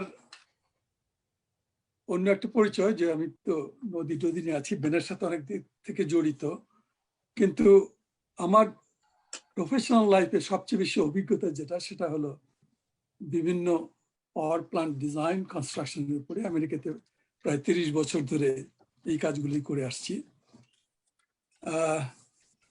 তো দু একটা কথা বলতে চাই। প্রথমে যেটা আমি শুনছিলাম, সেটা প্রথমে বলা হয়েছে যে কোহেলিয়া নদীর ভরাট করে এটাকে মৃত করে ফেলা হচ্ছে। সেখানে অনেক বক্তব্য আসছে, অনেকের কথা শুনলাম, এবং একজন এইমাত্র বললেন যে সলিউশন কি আছে, সেটা আমরা বরঞ্চ যদি তুলে ধরতে পারি সেখানে সবচেয়ে লাভজনক হবে। সেখানে আমি দুটো কথা বলতে চাচ্ছি যে আরেকটু বলা দরকার, সেটা হলো মহেশখালী সম্বন্ধে আমার পার্সোনাল অভিজ্ঞতা আছে। 5-6 বছর আগে আমরা একটা এলএনজি বেসড পাওয়ার প্ল্যান্টের প্রস্তাব দিয়েছিলাম মহেশখালীতে, এবং ওখানকার তথ্য আমার কাছে যথেষ্ট আছে। আপনারা তো জানেন যে এলএনজি বেসটা পরিবেশের দিক থেকে অনেক উন্নত ওখানে, সেই জন্য এলএনজি বেসড পাওয়ার প্ল্যান্ট হয়তো বাংলাদেশের জন্য পরিবেশের দিক থেকে সবচেয়ে উপযোগী। যেটা আমি বলতে চাইছিলাম, আপনার নদী ভরাট করছে, নদীর সম্বন্ধে আমার অভিজ্ঞতা ছিল যে আমরা যখন দেখেছিলাম তখন এটা হলো টাইডাল রিভার, যেটা আমরা বলি আর কি, যাতে টাইডের উপর নির্ভর করে নদীটা। কিন্তু এই নদীটা ভরাট করা কেন হচ্ছে সেটা আমাদের, যে এখানে ভরাট না করেও তো তারা রাস্তাটা করতে পারত। আমেরিকা থেকে যেমন আমরা করি, যখন আমরা কোস্টাল এরিয়াতে ক্রসিং করতে হয় তো ওখানে আমরা তৈরি করি কসওয়ে, খরচ একটু বেশি পড়ে কিন্তু নদী কোনো ক্ষতি হয় না।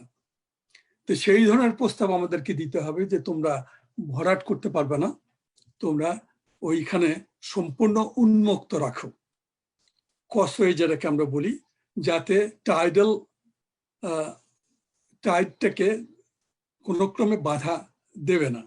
এবং সেটার উপরে আমাদের জোর দেওয়া উচিত যে এটা অ্যাকসেপ্টেবল না, ভরাট করতে পারবে না, নদীটা কি করা যাবে না, নদীটাকে বাঁচিয়ে রেখে তোমরা রাস্তা তৈরি করো। তাতে হয়তো খরচ একটু বেশি পড়বে কিন্তু নদীও বাঁচবে, তোমরা তোমাদের রাস্তাও পাবে। এটা হয়তো আপনারা কনসিডার করতে পারেন। আর খালেকুজ্জামানের খুব সুন্দর প্রস্তাবনা ছিল, ওর থেকেই অনেকটা জানতে পেরেছি। খালেকুজ্জামানের সাথে আমার পরিচয় বহুদিন আগের, আমরা বহুদিন যাবৎ একসাথে কাজ করছি।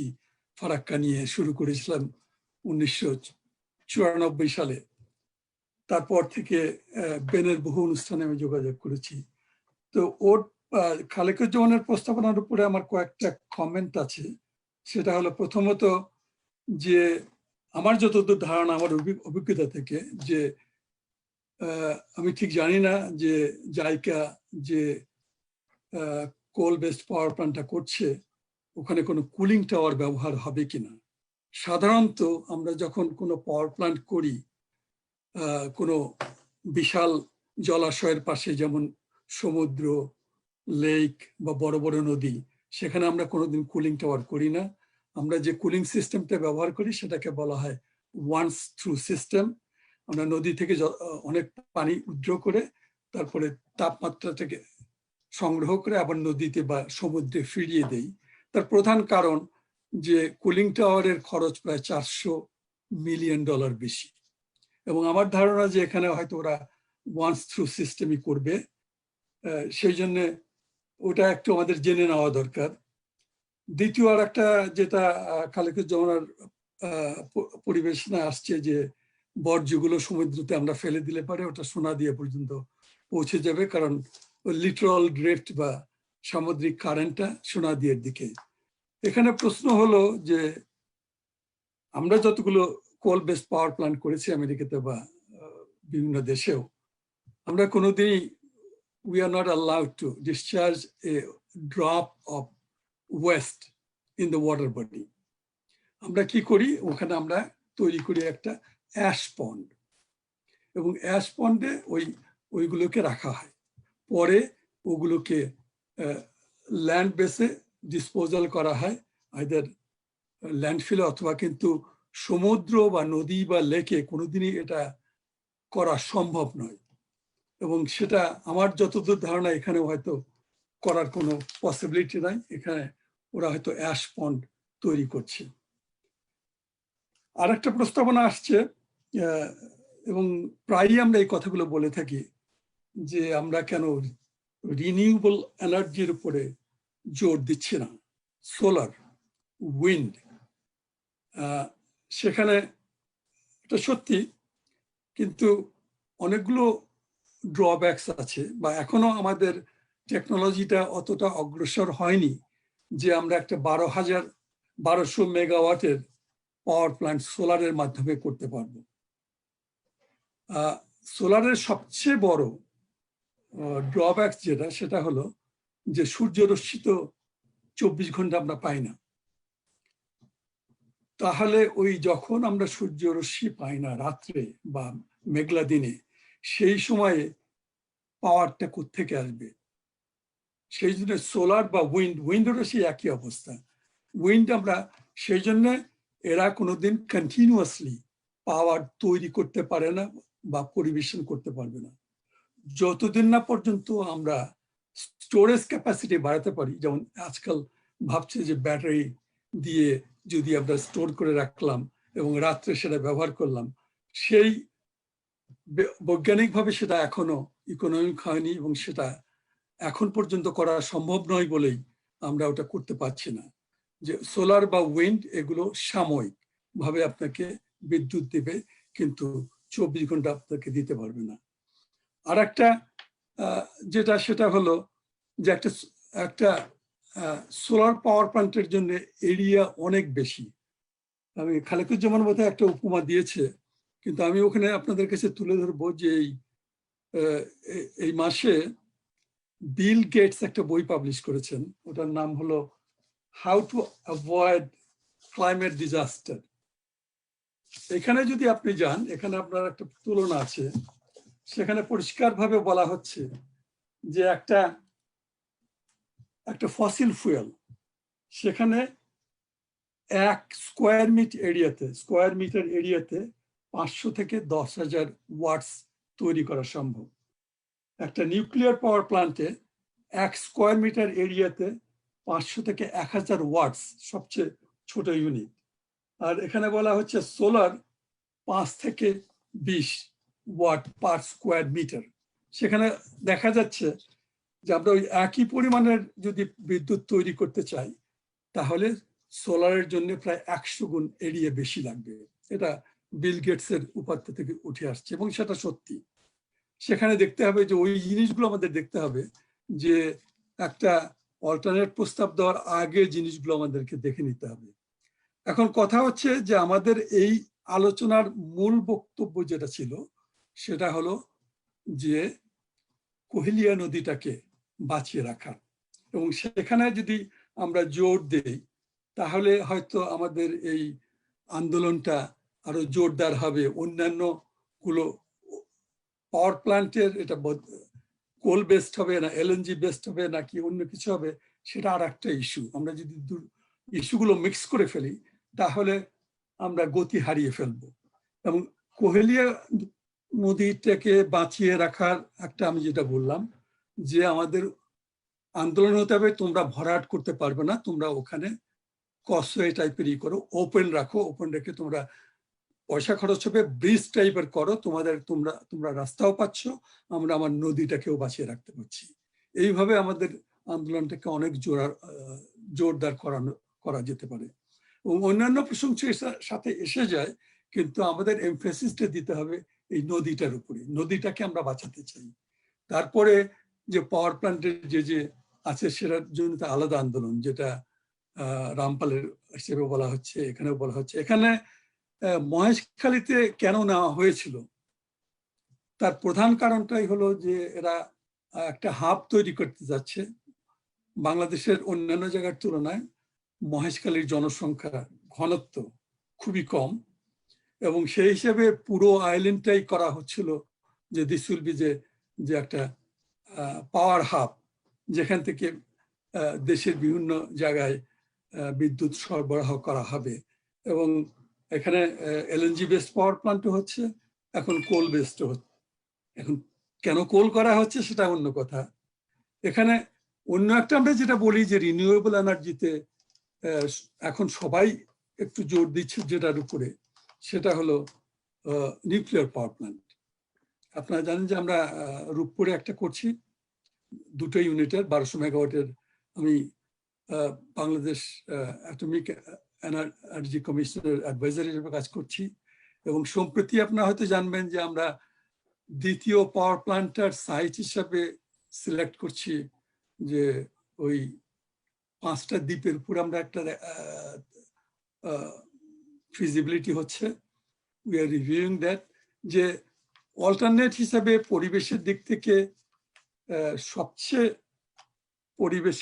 সবচেয়ে সুন্দর যে পাওয়ার প্ল্যান্ট, কারণ বাংলাদেশে বিদ্যুতের দরকার হবে, যে করেই হোক আমাদেরকে দিতে হবে।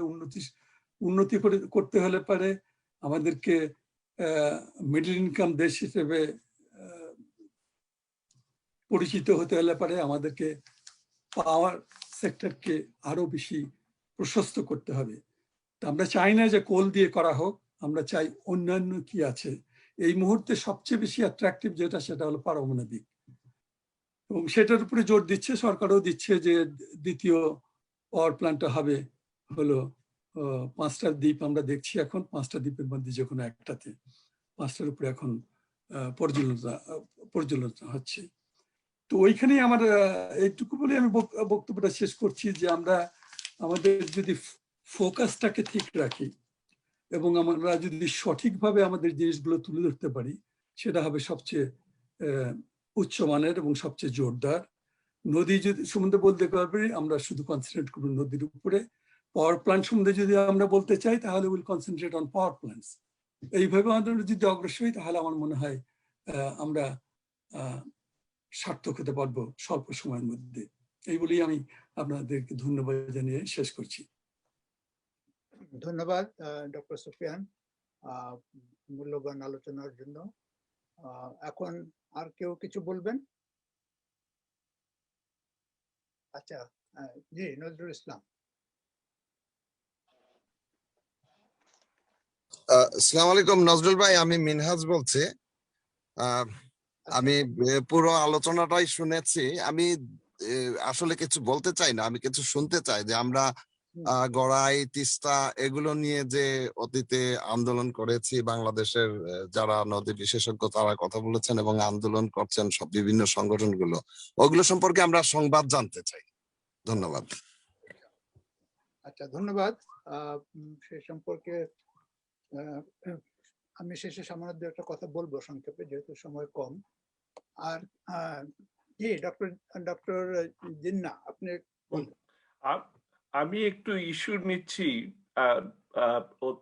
অধ্যাপক প্রকৌশলী খন্দকারের বক্তব্য, কেননা অধ্যাপক খালিকুজ্জামান বলেছেন যে একই সঙ্গে 3টি জিনিসকে একত্রিত করা যেতে পারে, যেটা সোলার প্লাস উইন্ড এনার্জি এবং ওয়েভ এনার্জি সবকিছুকে সম্পৃক্ত করলে আর যে সমস্যাগুলোর কথা বলা হয়েছে সেই কথাগুলো আমার মনে হয় যে প্রাসঙ্গিক হবে না।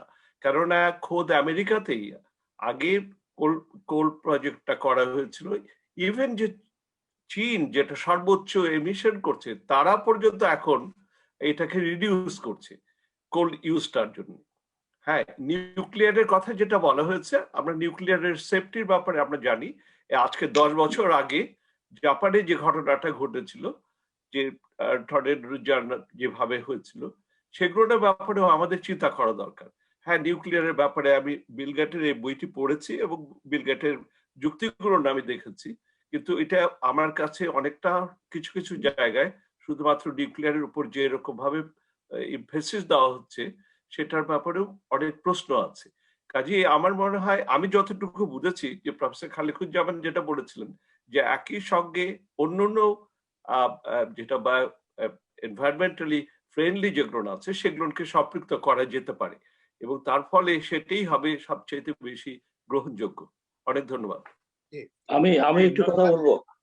নজরুল ইসলাম, আমি তিস্তা বাঁচাও নদী বাঁচাও সংগ্রাম পরিষদের সভাপতি। আচ্ছা, আমি আপনাদের এই সেমিনারে ওয়েবিনারে এসে আমি খুব সমৃদ্ধ হলাম। আমরাও কিন্তু মহেশখালীর যে কোহিলী নদীর যে আন্দোলন, আমরাও কিন্তু তিস্তায় দীর্ঘদিন থেকে তিস্তা নিয়ে আন্দোলন করছি। আপনারা জানেন 1 অক্টোবর 20 তিস্তার 2 তীরে আমাদের অংশে 230 কিলোমিটার আমরা মানববন্ধন করেছিলাম। হাজার হাজার লক্ষ লক্ষ মানুষ এই মানববন্ধনে অংশ নিয়েছিল। আমাদের তিস্তা আপনারা জানেন, তিস্তার বিষয়টা আপনারা জানেন, বিস্তর বলছি না। আমি এই যে নদীর যে রক্ষা, আজকে জলবায়ু পরিবর্তনের যে অভিঘাত, বায়ুমণ্ডলে যে উষ্ণতা বৃদ্ধি এবং আমাদের সাগর উঁচু হয়ে সাগরের লোনা পানি 19টি জেলায় প্রবেশ করছে, এবং গতবারও কিন্তু আমরা আমপান করোনার সঙ্গে মোকাবেলা করেছি। জাতিসংঘের রিপোর্টে বলা আছে 2050 সালের মধ্যে জলবায়ু শরণার্থীতে আমরা 3.5 কোটি মানুষ নিমজ্জিত হব। এই জায়গায় দাঁড়িয়ে আমরা তিস্তা নদীটা তো আমরা মরে গেছে, অর্থাৎ শুষ্ক কলে একতরফা পানি প্রত্যাহারের কারণে তিস্তাটা শেষ হয়ে গেছে, তিস্তার বুক পেট উঁচু হয়ে গেছে, বর্ষাকালে ভাঙন দেখা দিচ্ছে, জলাবদ্ধতা দেখা দিচ্ছে।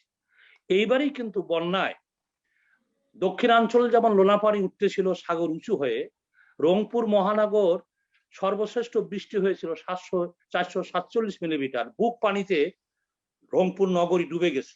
তার মূল কারণ হচ্ছে যে তিস্তা মরে যাওয়ার কারণে, তার শাখা নদী দখল হওয়ার কারণে এই জায়গাটা তৈরি হয়েছিল। তা আমি ধন্যবাদ জানাই ডক্টর খালিকুজ্জামানকে, তিনি কোহিলী নদীর উপর তিনি কিন্তু পজিটিভ কথা বলেছেন, যে তিনি প্রকল্প চান, কিন্তু আমাদের নদী, আমাদের প্রকৃতি, আমাদের পরিবেশ, আমাদের বাস্তুতন্ত্র এগুলোকে ধ্বংস করে কর্পোরেট পুঁজির দৌরাত্ম্য বৃদ্ধির মধ্য দিয়ে আমাদের যে নদী আমাদের জীবন। এবং একজন আলোচনা করেছেন যে এই যদি লোনা পানি ওঠে, সাইক্লোন হয় কি হবে।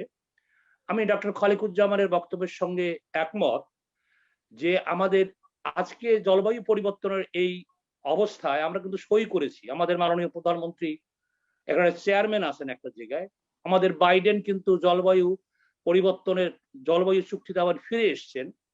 পৃথিবীর বিভিন্ন দেশ আজকে কিন্তু বিকল্প জ্বালানি খুঁজতেছে, কয়লাকে কিন্তু তারা আজকে জলবায়ু দূষণের ক্ষেত্রে, বায়ুমণ্ডলে দূষণের ক্ষেত্রে প্রধানতম মনে করতেছে, বিকল্প খুঁজতেছে।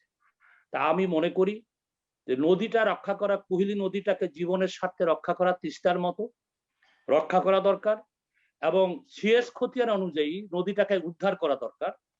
এবং ওই কোহিলী নদীর পাশে যে মানুষের যে কৃষিভিত্তিক কলকারখানা হইতে পারে, মৎস্য শিল্প হইতে পারে, তার সঙ্গে আপনার হইতে পারে। তাহলে আজকে এই সামগ্রিক এই জায়গাটা দাঁড়িয়ে আজকে সেমিনারকে আমি সমৃদ্ধ হয়েছি সকলের কথায়। আপনাদের ধন্যবাদ।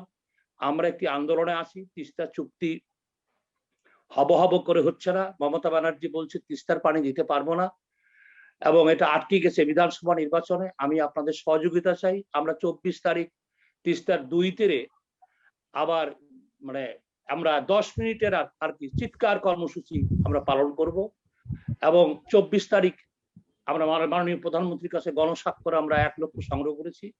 আমি কোহিলী নদীর পাড়ের মানুষকে বলতে চাই, এই আন্দোলনের সমস্ত শক্তিকে যেমন আনতে হবে, মানুষের অংশগ্রহণ, মানুষই পারে নদী জীবন বাঁচার এই লড়াইকে জোরদার করতে। আপনাদের সকলকেই ধন্যবাদ।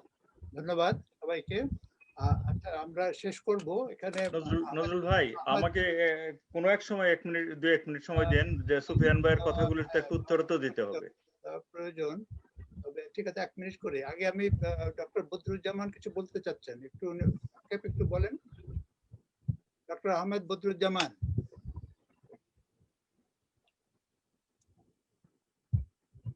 আপনি আছেন? আচ্ছা, তাহলে ডক্টর খালিকুজ্জামান আপনি বলেন সংক্ষেপে একটু। জি, সংক্ষেপেই বলবো। আমার কথা তো বলা হয়েছে, শুধু 2-1টা এই যে কথাকে ইয়ে করার জন্য, কাউন্টার করার জন্য। পাওয়ার প্ল্যান্ট ডিজাইনের কথা সুফিয়ান ভাই বলেছে, এলএনজির কথা বলেছে। এলএনজির ব্যাপারে আমি বাই দ্য ওয়ে যে বিল গেটস এর বইটা আমিও পড়েছি, সেটা আমার কাছেও আছে। বিল গেটস কোনো এনার্জি স্পেশালিস্ট না, সেটাও বলে রাখতে চাই। সে যেটা লিখেছে একটা অপেড টাইপের, সেটা আমি জানি, আমি পড়েছি। কিন্তু ওই যে উনি যেটা বলেছেন সুফিয়ান ভাই, যে ওয়েস্ট মেটেরিয়াল সমুদ্রে ফেলানো হবে না, আমি বলিনি কিন্তু যে ওয়েস্ট মেটেরিয়াল সমুদ্রে ফেলানো হবে। সুতরাং আমার মুখে কথা তুলে দেওয়ার কোনো কারণ নেই। অ্যাশ পন্ডের কথা উনি বলেছে, অ্যাশ পন্ড থেকে আমাদের যে কোস্টাল এরিয়াতে যে জলচাষগুলি হয়, যে স্টর্মগুলি হয়, এবং যে লোডিং আনলোডিং এর সময় যে পরিমাণ ভাবে জিনিসগুলো ইন্ট্রোডিউসড হয় সমুদ্রে, বাতাসের মাধ্যমে ইন্ট্রোডিউসড হয়, সেগুলির কথাই আমি বলেছি। তারপরে উনি বলেছে যে এখানে কুলিং টাওয়ার থাকবে কিনা। ওরা বলছে যে এখানে রিভার্স অসমোসিসের মাধ্যমে পানি এখান থেকে জোগাড় করা হবে, তাদের রিপোর্ট থেকে আমি বলেছি। সুতরাং কুলিং টাওয়ার একটা ব্যবস্থা কোনো না কোনো ভাবে থাকবেই। এটা যদি ওয়ান্স থ্রু সিস্টেম হয়, সেটা তো আপনার থার্মাল পলিউশনের প্রশ্ন এখানে চলে আসে। আর এলএনজি, আর উনি যেটা বলছে যে সোলার এনার্জি কি বলে এটা ধরে রাখা যায় না, ব্যাটারির প্রয়োজন হয়, সেই রিসার্চ গুলি হচ্ছে। সোলার থার্মালের কথা আমি বলেছি। সোলার থার্মালে এই যে হিট এনার্জিটাকে করা যায়, সেভ করা যায়, সেটাকে কাজে লাগানো যায় রাতেও। আমি কিন্তু বলিনি যে এটা সোলার প্যানেল, সোলার ফটোভোল্টাইক, সেটা দুনিয়াতে অনেক এগিয়ে যাচ্ছে। প্রতি বছরই আমরা দেখি এফিসিয়েন্সি বাড়ছে। এই যে আমি একটা হিসাবে দেখিয়েছি, যে পরিমাণ জায়গায় অ্যাকুয়ার করা হয়েছে সেখানে 600 মেগাওয়াট বিদ্যুৎ তৈরি করা সম্ভব হবে। তারপর জিন্না ভাই যেটা বলেছে, আমি একটা সমন্বিত মানে পরিকল্পনার কথা বলেছি, যেটা আমি প্রপোজ করিনি, সেটাকে লুক ইনটু করা দরকার আমাদের, আরো কি কি করা যায় আর কি। সেটাই হচ্ছে যে আমি আর নিউক্লিয়ারের কথা উনি বলেছে রিনিউয়েবল। নিউক্লিয়ার কিন্তু রিনিউয়েবল কোনো এনার্জি না। নিউক্লিয়ার হচ্ছে একটা জিওলজিক পদার্থ থেকে আসে, এটা রিনিউয়েবল না। এটা আমি কারেক্ট করতে চাচ্ছি ওনাকে। আর 1200 হাজার মেগাওয়াটের যে নিউক্লিয়ারের কথা রূপপুরে বলা হচ্ছে, সেটার বিরোধিতা আমরা বেন বাপা থেকে করেছি। আমরা ছোট ছোট আকারে নিউক্লিয়ারের পক্ষে, এত বড় আকারে না, সেটাকে অন্য আলোচনা, সেটাও আমরা রেকর্ডে থাকতে চাই। নিউক্লিয়ার মানে যে আকারে উনি প্রপোজ করছেন, সেটা আমরা সঠিক মনে করি না বাংলাদেশের প্রেক্ষিতে। কারণ নিউক্লিয়ার ওয়েস্টের প্রশ্ন আসবে, নিউক্লিয়ার অ্যাক্সিডেন্টের প্রশ্ন আসবে। এইগুলি বলি আমি আপাতত শেষ করি, আর বেশি খুব সময় নিতে চাচ্ছিলাম না। ধন্যবাদ। আসলে সেগুলো নিয়ে অনেক লম্বা আলোচনা হতে পারে, আমাদের এইবার অতটা সুযোগ হচ্ছে না, ভবিষ্যতে হয়তো আমরা আরো করবো। আমি শেষ করার আগে আমাদের তিস্তা পাড়ের আরেকজন নেতা ফরিদুল ইসলাম, ওনাকে সংক্ষেপে কিছু বলার জন্য। আসসালামু আলাইকুম, শুভ সন্ধ্যা। অনেকগুলো সমস্যায় প্রমাণিত হচ্ছে যে সবগুলো ঘটনার পেছনে একটা রাজনৈতিক দর্শন কাজ করছে, এবং এই রাজনৈতিক দর্শনের সাথে লুঠেরা পুঁজি একটা কাজ করছে। পরিবেশ রক্ষায়, কুহুলি নদী রক্ষায়, তিস্তা সোতাং নদী রক্ষায়, কীর্তনখোলা, করতোয়া, দেশে দেশে নদী রক্ষার প্রশ্নে রাজনৈতিক সদিচ্ছা এখন সময়ের দাবি। এই লুঠেরা পুঁজি আমাদের উপর প্রভাব করতেছে, রাজনীতির উপর প্রভাব করতেছে। আমরা যদি এই জায়গাটায় শক্ত পদক্ষেপ নিতে না পারি, আগামী দিনে নদী রক্ষা হবে না, বন রক্ষা হবে না, পরিবেশ রক্ষা হবে না, সারা দেশটা মরুময়ের দিকে চলে যাবে। আমি আমার কথা আর না বলে এখানে শেষ করছি। ধন্যবাদ নজরুল ভাই, ধন্যবাদ। আচ্ছা, ধন্যবাদ। আমি একটু কথা বলতে চাই। আমি নিমা তাহের। অ্যাপ্রোচে যে আমাদের পরিবেশকে যদি বাঁচাতে চাই, কয়লা ভিত্তিক যত পাওয়ার স্টেশন এগুলোকে আগে বন্ধ করতে হবে। 2 নাম্বার, নদী শাসন করতে হবে। দ্যাট ইজ নদী শাসন মিনস আমাদের ডিগিং করে নদীকে সচল রাখতে হবে। 3 নাম্বার, ধরেন নিউক্লিয়ার পাওয়ার প্ল্যান্ট যেটা রূপপুরে হচ্ছে, তার ওয়েস্ট ম্যানেজমেন্ট করার জন্য আমাদের একান্ত অ্যারেঞ্জমেন্ট রাখা দরকার। কারণ ওখানে কিন্তু ইভেন ওয়েস্ট রিসাইকেল বা কোনো কিছু করার জন্য পদ্মা নদীতে এমন পানি নাই যে ওইটাকে মানে বা পৌঁছে যে আপনার কোনো সময় যদি মেনটেনেন্স করতে হয়, সেই পানিরও অভাব হবে। কাজে আমাদের এখন চিন্তা করতে হবে যে আমরা নিউক্লিয়ার পাওয়ার ডেফিনেটলি আমাদের করতে হবে নিয়ার টু দ্য সি। কয়লা ভিত্তিক পাওয়ার টোটালি শুড বি ব্যান্ড, এবং নদীকে আপনার মানে ডিগিং করতেই হবে। যেমন মানে তিস্তা ব্যারেজ ওখানে তৈরি হইতেই হবে, না হইলে মানে পৌঁছে যে যেভাবে ব্যারেন ল্যান্ড হয়েছে, মাঝে মধ্যে রংপুর সব ডুবে গেছে, এরা আমাদের হইতেই থাকবে। এই দিকে আমার মনে হয় আপনারা পদক্ষেপ নেন। এটাই আমার বক্তব্য, আর বেশি কিছু বলতে চাই না। আচ্ছা, ধন্যবাদ। এখানে আমাদের অধ্যাপক সালেহ আহমেদ আছেন, উনি কিছু বলতে চাচ্ছেন। সালেহ আহমেদ তানভীর। হ্যাঁ, আমি শুধু একটা কমেন্ট করছি যে সব অনেক কিছু আলোচনা হচ্ছে, অনেক কিছু তথ্য বের হচ্ছে, তবে এইটা একটা রেকর্ডিংটা সরকারি পর্যায়ে যারা কাজ করছেন, যারা নীতি নির্ধারণ করছেন, তাদের কাছে এটা পৌঁছানোর একটা কিছু মানে উদ্যোগ নেওয়া উচিত আর কি। আচ্ছা আচ্ছা, ধন্যবাদ। এখন ইঞ্জিনিয়ার গোলাম কবির, আপনি সংক্ষেপে 1 মিনিট। আনমিউট করেন, নিজেকে আনমিউট করেন।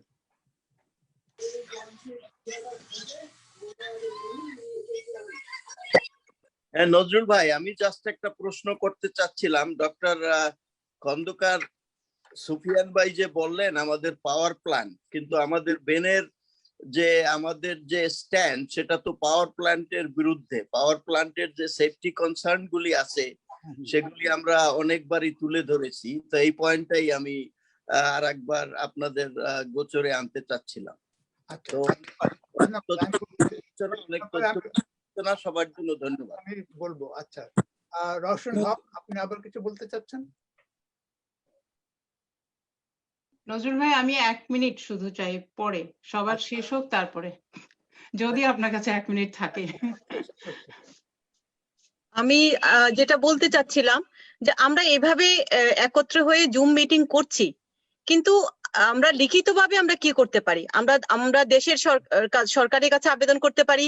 আর আমরা যারা দেশের বাইরে আছি, বিশেষ করে আমি নিউ ইয়র্কে যারা আছি তাদেরকে বলবো আমরা একত্র হয়ে কি করতে পারি। এর জন্য আসলে ঠিক এভাবে একত্র হয়ে মিটিং করাটা কি জরুরি, নাকি আমরা লিখিতভাবে কোথাও কোনো কিছু করতে পারি? আসলে এই যে বৈজ্ঞানিক যত ব্যাখ্যা আছে না, এগুলা আমাদের দেশের মানুষ বুঝবে না। নদী যখন ভরাট হয়ে যাবে আমাদের ক্ষুধার্তের সংখ্যা বাড়বে। আমরা কি করব এটার জন্য একটা কংক্রিট একটা আলোচনা হোক, কংক্রিট একটা ওয়ে আপনারা আমাদেরকে বের করে দিন, আমি আপনাদের সাথে থাকবো। ধন্যবাদ। জি ধন্যবাদ। আচ্ছা, রাজিয়া নাজমি বলেন। অনেকদিন পরে বেনের মিটিং এ আসলাম, ধন্যবাদ, খুব ভালো লাগলো। প্রথমত খালিক ভাইয়ের কথাই বলি, খালিক ভাই তো একেবারে মনে করেন লেম্যানরা যেরকম একটা লেম্যানের বোঝার কোনো অসুবিধা নেই, উনি একদম ধরে ধরে বুঝিয়ে দিয়েছেন যে প্রবলেম গুলো কোথায়, কি হবে সেটা। যেমন ঠিক আমার সবসময় মনে হয়, যেমন ফরিদুল ভাই বোধহয় বললেন যে রাজনৈতিক ব্যাপার, হ্যাঁ দেশের যে কোনো ব্যাপারই রাজনীতি এটা আসবেই, এই ক্ষমতাও আসবে, সবই আসে। সেই সাথে যেটা আসতেছে বৈষয়িক মানে ফাইন্যান্সিয়াল বেনিফিটের ব্যাপারটা।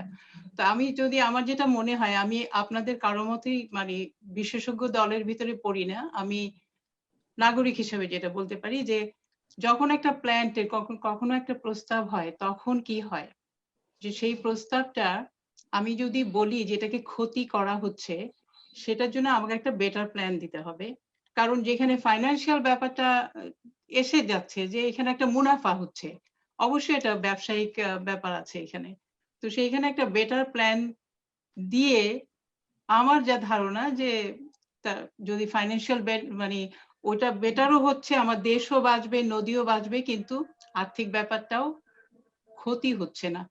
রাজনৈতিক দৃষ্টিভঙ্গি থেকেই বললাম যে এছাড়া তো আমার মনে হয় যে, কারণ এর আগে অনেক কিছু হয়েছে, কিন্তু এই যে তিস্তা শুকিয়ে গেছে, আমরা তো আন্দোলন করার চেষ্টা করছি, কিন্তু আমরা শুধু বলবো যে বাঁচাও বাঁচাও, তাতে বাঁচবে কি? আমার তো মনে হয় না। কারণ আপনার একটা বেটার প্ল্যান দিয়ে যে আছে এইটা যদি করি তাহলে যে মানে ব্যবসায়িক যে মুনাফা সেটাও কমছে না, বাট আমার দেশও বাঁচতেছে, এরকম একটা কিছু যদি আমরা প্ল্যান দিতে পারি। এবং সেই জন্য আমার মনে হয় বাংলাদেশে যারা পরিবেশ আন্দোলন করছেন একসাথে হওয়াটা খুব দরকার।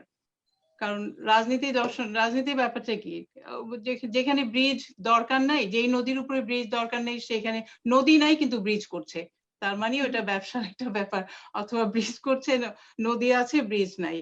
তো এটা আমি ইদানিং অনেক কিছুতেই দেখি, মূল কথা হলো যে আমাদের ভিতরে একটা একত্রতাও দরকার। দেশকে যদি সত্যি বাঁচাতে চাই, পরিবেশ আন্দোলনকারীদের তাদের ভিতরে একটা একত্রতা দরকার, এবং একটা বেটার প্ল্যান দিয়ে যে সরকারকে বোঝানো যে এতে 50 পয়সা বেশি আসবে, কমবে না।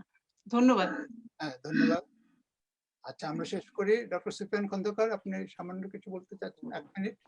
আমি জাস্ট একটু আপডেট দিতে চাচ্ছিলাম। একটা হলো প্রশ্ন আসছিল যে নিউক্লিয়ার পাওয়ার প্ল্যান্টের ওয়েস্ট ম্যানেজমেন্ট। তো এখন পৃথিবীর যতগুলো দেশেই নিউক্লিয়ার পাওয়ার প্ল্যান্ট হচ্ছে না কেন, waste management is one of the biggest problem. এখানেও আমরা আমেরিকাতে ওই টেম্পোরারি ওটাকে ওই যে স্পেন্ড ফুয়েল পুলে রাখছি টেম্পোরারি সবগুলো জায়গাতেই, এবং সবগুলো দেশেই তাই।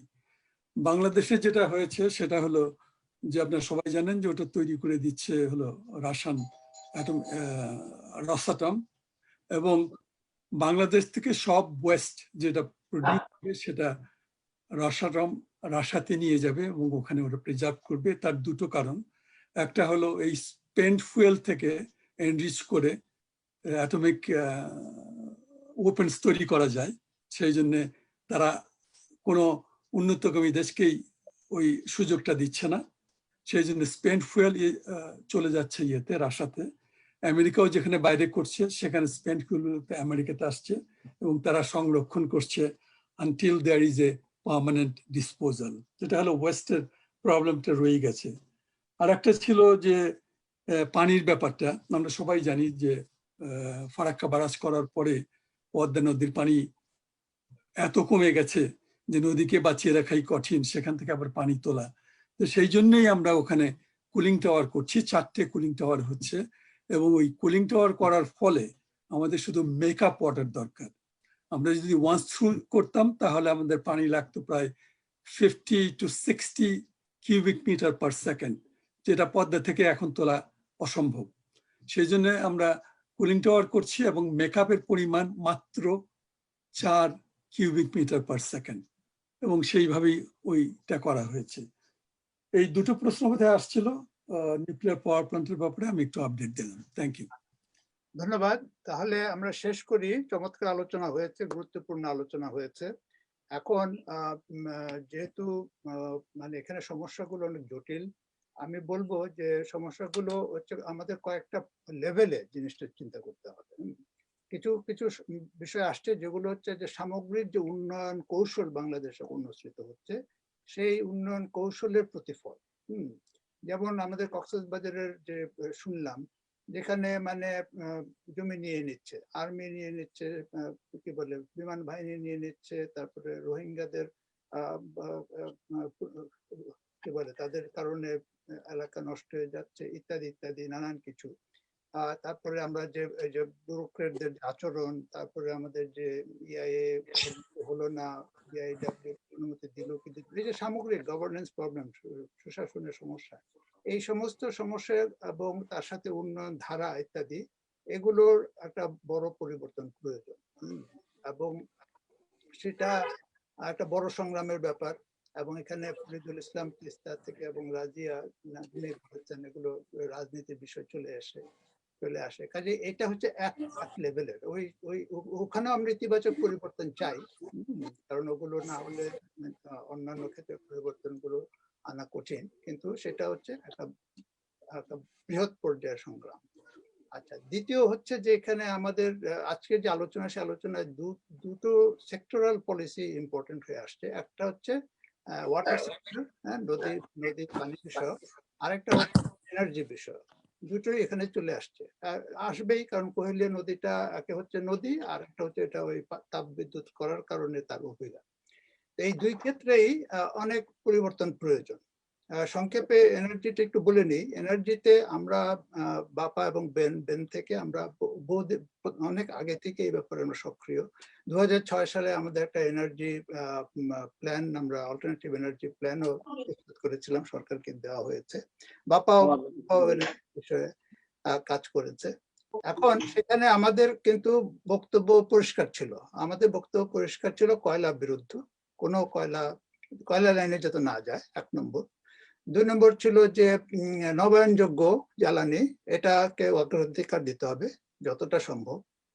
এবং তৃতীয় হচ্ছে যে যেটা ডক্টর সুফিয়ান খন্দকার বললেন, যে আমরা যে এই যে সোলার এবং বায়ুর যে কিছু সীমাবদ্ধতা, স্টোরেজ ক্যাপাসিটির কারণে, পিরিয়ডিসিটি ইত্যাদি, এই সম্পর্কে সচেতন।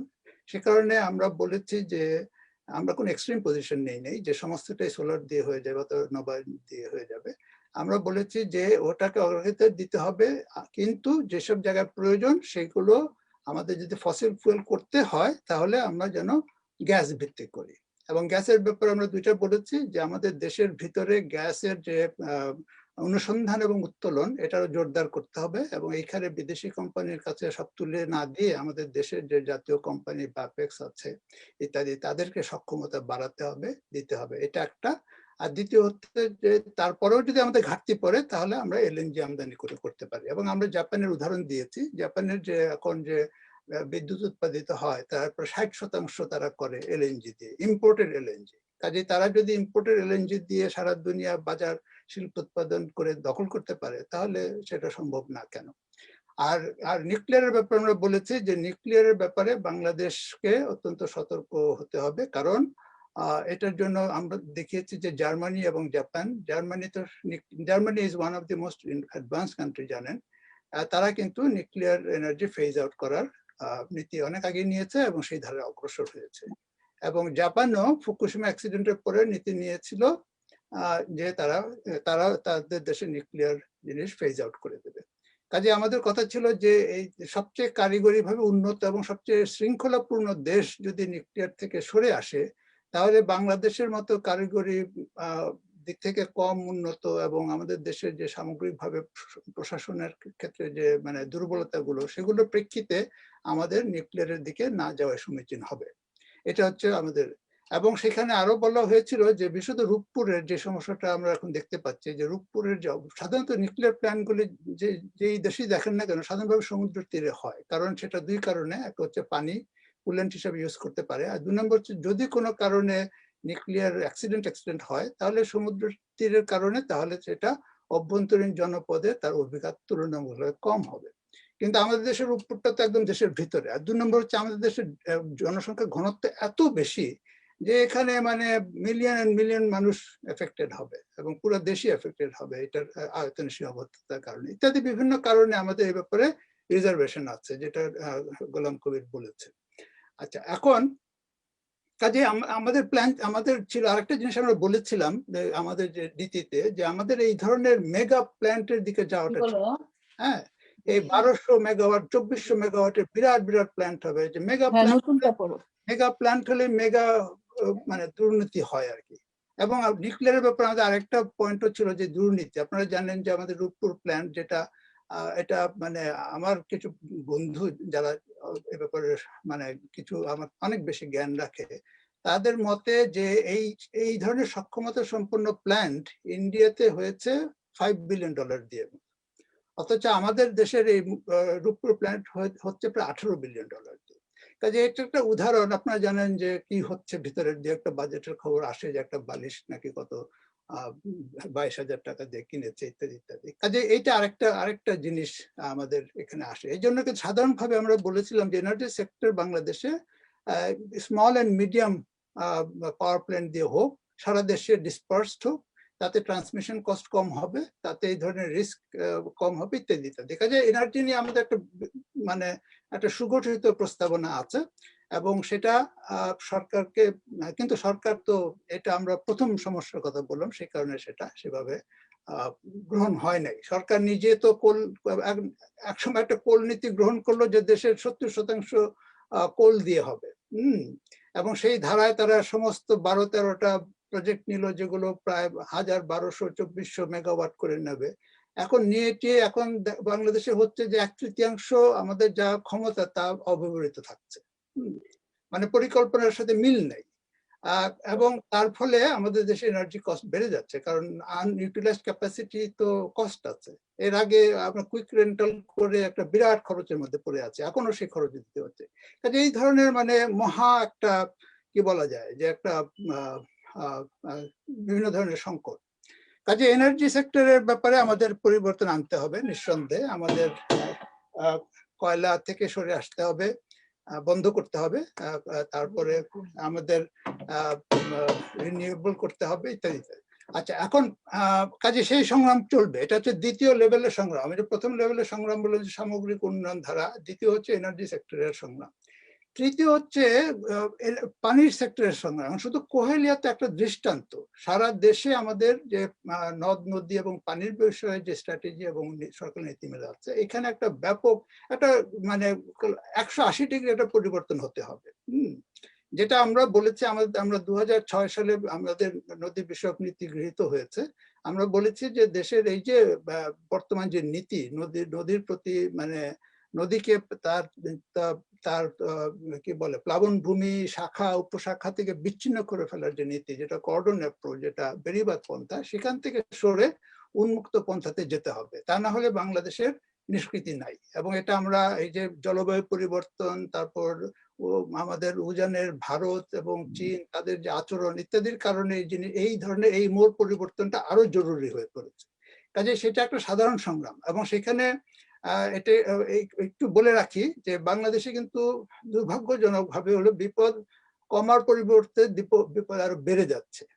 নদ নদীর ক্ষেত্রে আমরা সেই 1964 সালে যে San Francisco based IUCO master plan করেছিল, সেই মাস্টার প্ল্যানের জের গত 65 বছর ধরে চলছে। সেটাই আমরা নাস্তা নাবুদ, আমাদের নদ নদীগুলোর অবস্থা দেখলে বোঝা যায়। এখন আবার চায়না এসে একটা আরেক মাস্টার প্ল্যান দিয়েছে, যেটা আমাদের দেশে পানি উন্নয়ন বোর্ড মহা খুশিতে গ্রহণ করে ফেলেছে। এবং সেই মাস্টার প্ল্যানের অধীনে এই যে তিস্তা পাড়ের যারা আছেন, তিস্তার যে প্রকল্প সেটা হচ্ছে সেই মাস্টার প্ল্যানের একটা অংশ। সেই মাস্টার প্ল্যানের নাম হচ্ছে sustainable river management project, SRMP। এবং সেটা হচ্ছে যমুনা, ব্রহ্মপুত্র, পদ্মা, গঙ্গা, সুরমা এবং মেঘনা সব নদীকে তারা করে ফেলবে, সংকুচিত করে ফেলবে, বাদ দিয়ে এবং কিছু খনন করে। আমাদের ব্রহ্মপুত্র যমুনা কোথাও কোথাও 12 কিলোমিটার, তারা বলছে সেটা 4 কিলোমিটারে নিয়ে আসবে। কাজেই বুঝতে হবে, তিস্তা যেমন তিস্তা কোথাও কোথাও 7 কিলোমিটার এখন আছে, সেটাকে তারা বলেছে তারা 1 কিলোমিটারে নিয়ে আসবে।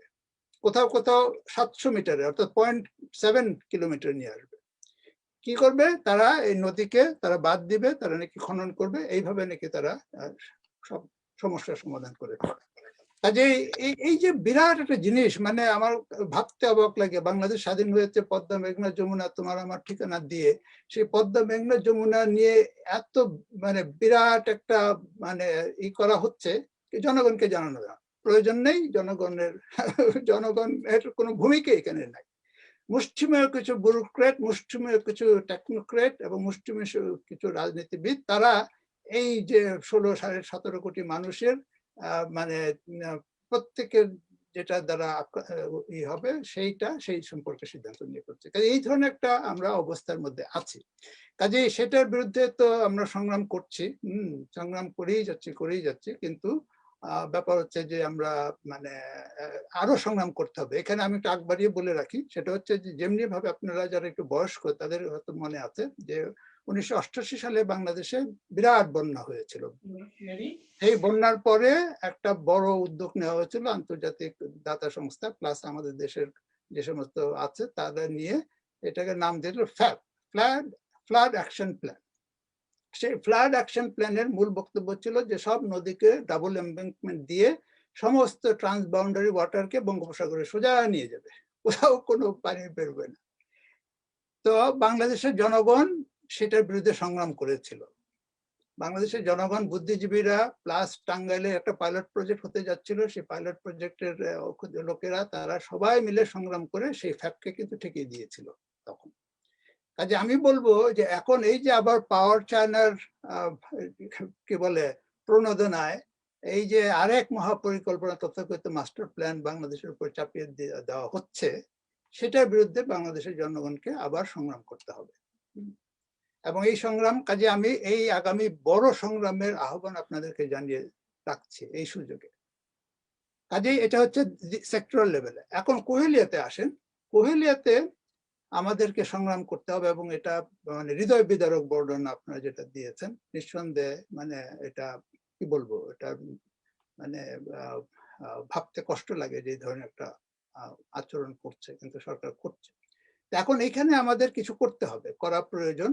এবং সেখানে আমরা সুনির্দিষ্ট কিছু বক্তব্য রাখতে পারি, যেমনি ভাবে আমরা এখন একটা হচ্ছে যে জিনিসটা তো যদি আমরা চাই না কিন্তু মাতার বাড়ি তো করেই ফেলছে, তো সেই জায়গায় এই রাস্তাটা এইভাবে না করে অন্যভাবে করা যায় কিনা, যেটা ডক্টর সুফিয়ান খন্দকার বললেন, সেটা আমরা বলতে পারি। হ্যাঁ, এটা তো কজওয়ে মানে হচ্ছে পিলারের উপর দিয়ে করা, অথবা নদীকে ভরাট করে করতে হবে কেন, রাস্তা অন্য জায়গায় করা যায় না, নানান কিছু এই সমস্ত বক্তব্য আনতে পারে এবং আনা প্রয়োজন, আনতে হবে এবং এনে এই জিনিসটাকে করতে হবে। এবং এখানে যেটা ডক্টর আমাদের খুরশিদুল ইসলাম প্রফেসর ফোরামের সভাপতি বলেছেন যে আমাদেরকে এই যে অনেক সময় দেখা যায় যে এই যে হাজার হাজার মানুষের মানববন্ধন করা হয়েছে, আমরা সুন্দরবন রামপালের বিরুদ্ধে তো অনেক আন্দোলন হয়েছে, কিন্তু সরকার কর্ণপাত করেনি। তো সেই জায়গাটাতে আমাদের বিভিন্ন ধরনের পন্থার কথা ভাবতে হবে এবং এইখানে আমাদের ভালো দিক, বিভিন্ন হতাশাজনক দিকের মধ্যে আবার বাংলাদেশে কিছু কিছু আশাব্যঞ্জক দিকও থাকে আর কি। যেমন আমাদের হাইকোর্ট বলেছে নদীগুলো জীবন্ত সত্তা, জুরিস্টিক পার্সন, এটা একটা বিরাট ভালো দিক। হ্যাঁ, কাজে আমাদের সেটা ব্যবহার করতে হবে এবং আমার মনে হয় যে এই ব্যাপারে আমরা কিছু করতে পারি, কারণ সরকার মানববন্ধন অগ্রাহ্য করতে পারে, কিন্তু হাইকোর্ট যদি একটা ডিরেক্টিভ দেয় অথবা একটা স্টে অর্ডার দেয় তাহলে তো সরকার আইনগতভাবে বাধ্য সেটা মানতে আর কি, তাই না? কাজে আমাদের এখন এই পরিস্থিতিতে যেখানে যতটুকু মানে খড়কুটো, ডুবন্ত মানুষ যেমন খড়কুটো ধরে ভাসার চেষ্টা করে, অনেকটা ওই রকম আমাদের যেখানে যতটুকু আমাদের ইতিবাচক আমাদের শক্তি আছে সেটা আমাদের ব্যবহার করতে হবে।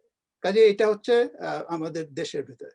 আর এখন যেহেতু এটা আমরা বাইরে করছি সেহেতু অনেকেই আশা ব্যক্ত করেছেন এবং অনেকে বলেছেন যে বাইরে থেকে আমরা কি করতে পারি, এবং এই ব্যাপারটা বেশ অনেকে কংক্রিট কিছু বক্তব্য বলেছেন, আমাদের সেটা নিয়ে ভাবতে হবে।